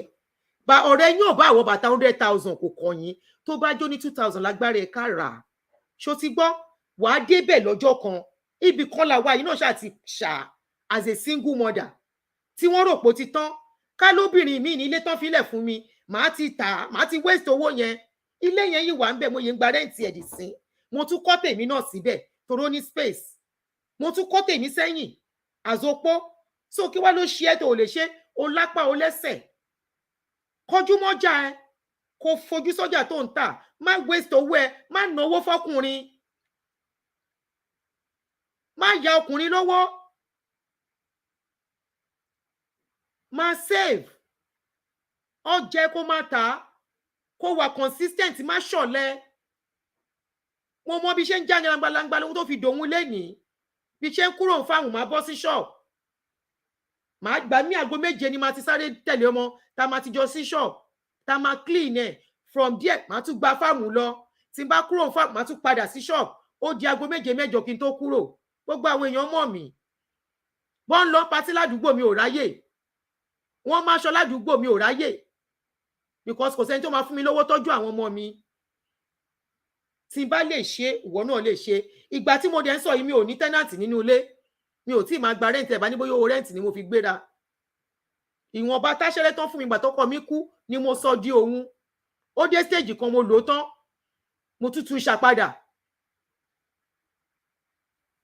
Consistency, contentment, prudency. Kéèyàn wà prudent. Planning. Kò mọ what and what tó ń ṣe, òun ló ń gbéyàn ga. Ọlọ́run aṣáánú yẹn ẹ̀yin obìnrin ẹ̀yin sisi wa. Àwa ti débi tá máa dé ń ti wá ń sìn. Nǹkan tá a ṣe kékeré kò lè mọ́ wa lára lágbà. Èmi ò ṣe ń kékeré. Àti kékeré mi, èmi ò ń gbowó lọ́wọ́ ọkùnrin. Bóyá ìtorí ìyá tí mo ní burú ni, mi ò mọ̀. Torí níjọ́ téèyàn wá kí mi school tó fún mi lówó tí ń sọ fún ìyá mi, ìgò ni ìyá mi jù lé mi lórí pé ṣáwọn febi pa ètò lọ ń gbowó lọ́wọ́ ọkùnrin. Bóyá bẹ̀rù yẹn mi ò mọ̀. Mi ò ń gbowó lọ́wọ́ ọkùnrin bí ṣe wà yìí. Mi kò mọ̀ mi lára. Mi ì mọ̀ bó ṣe ń béèrè. Ṣé mi ò dẹ̀ débi tí máa dé? Tẹ́ bá lọ bá wọn, bó bá lò yín, ẹ̀yin lè gbéra yín lọ bá wọn. A mọ̀ wípé ẹni tí ò lówó náà lè lòyàn. Kò sí kọ́lọ̀ má jára rìn fẹsẹ̀ sí ni. Ọkùnrin tí ò lówó náà, ó ń lò ìyàwó ẹ̀ tó máa fẹ́ fi lówó. Tó bá ti rí ọkùnrin tó ń déètì kó wà diabolical, sá fún. Sá fún. Tó bá ti rọ́kùnrin tó ń tojú bọlé kiri, òun rèé ní chọ́ọ̀chì lénìí, òun rèé lọ́dọ̀ àfáà lọ́la, tó máa fi lù ẹ́ ò ní mọ̀. Ẹ ṣé gan ẹ̀yin tèmi. Ẹ ṣé, thanks for joining me on this show once again. I appreciate you all. If you have not shared this video, please share for enlightenment and for eye-opening for our people. Kọ́lọ́run jẹ́ káwọn sisi wá gbọ́, and so that they can start choosing right. Because this is just way too many. Kẹ́ ṣé gan. Have a wonderful week. Ọ̀sẹ̀ yá san gbogbo wa. Láṣẹ Èdùmàrè.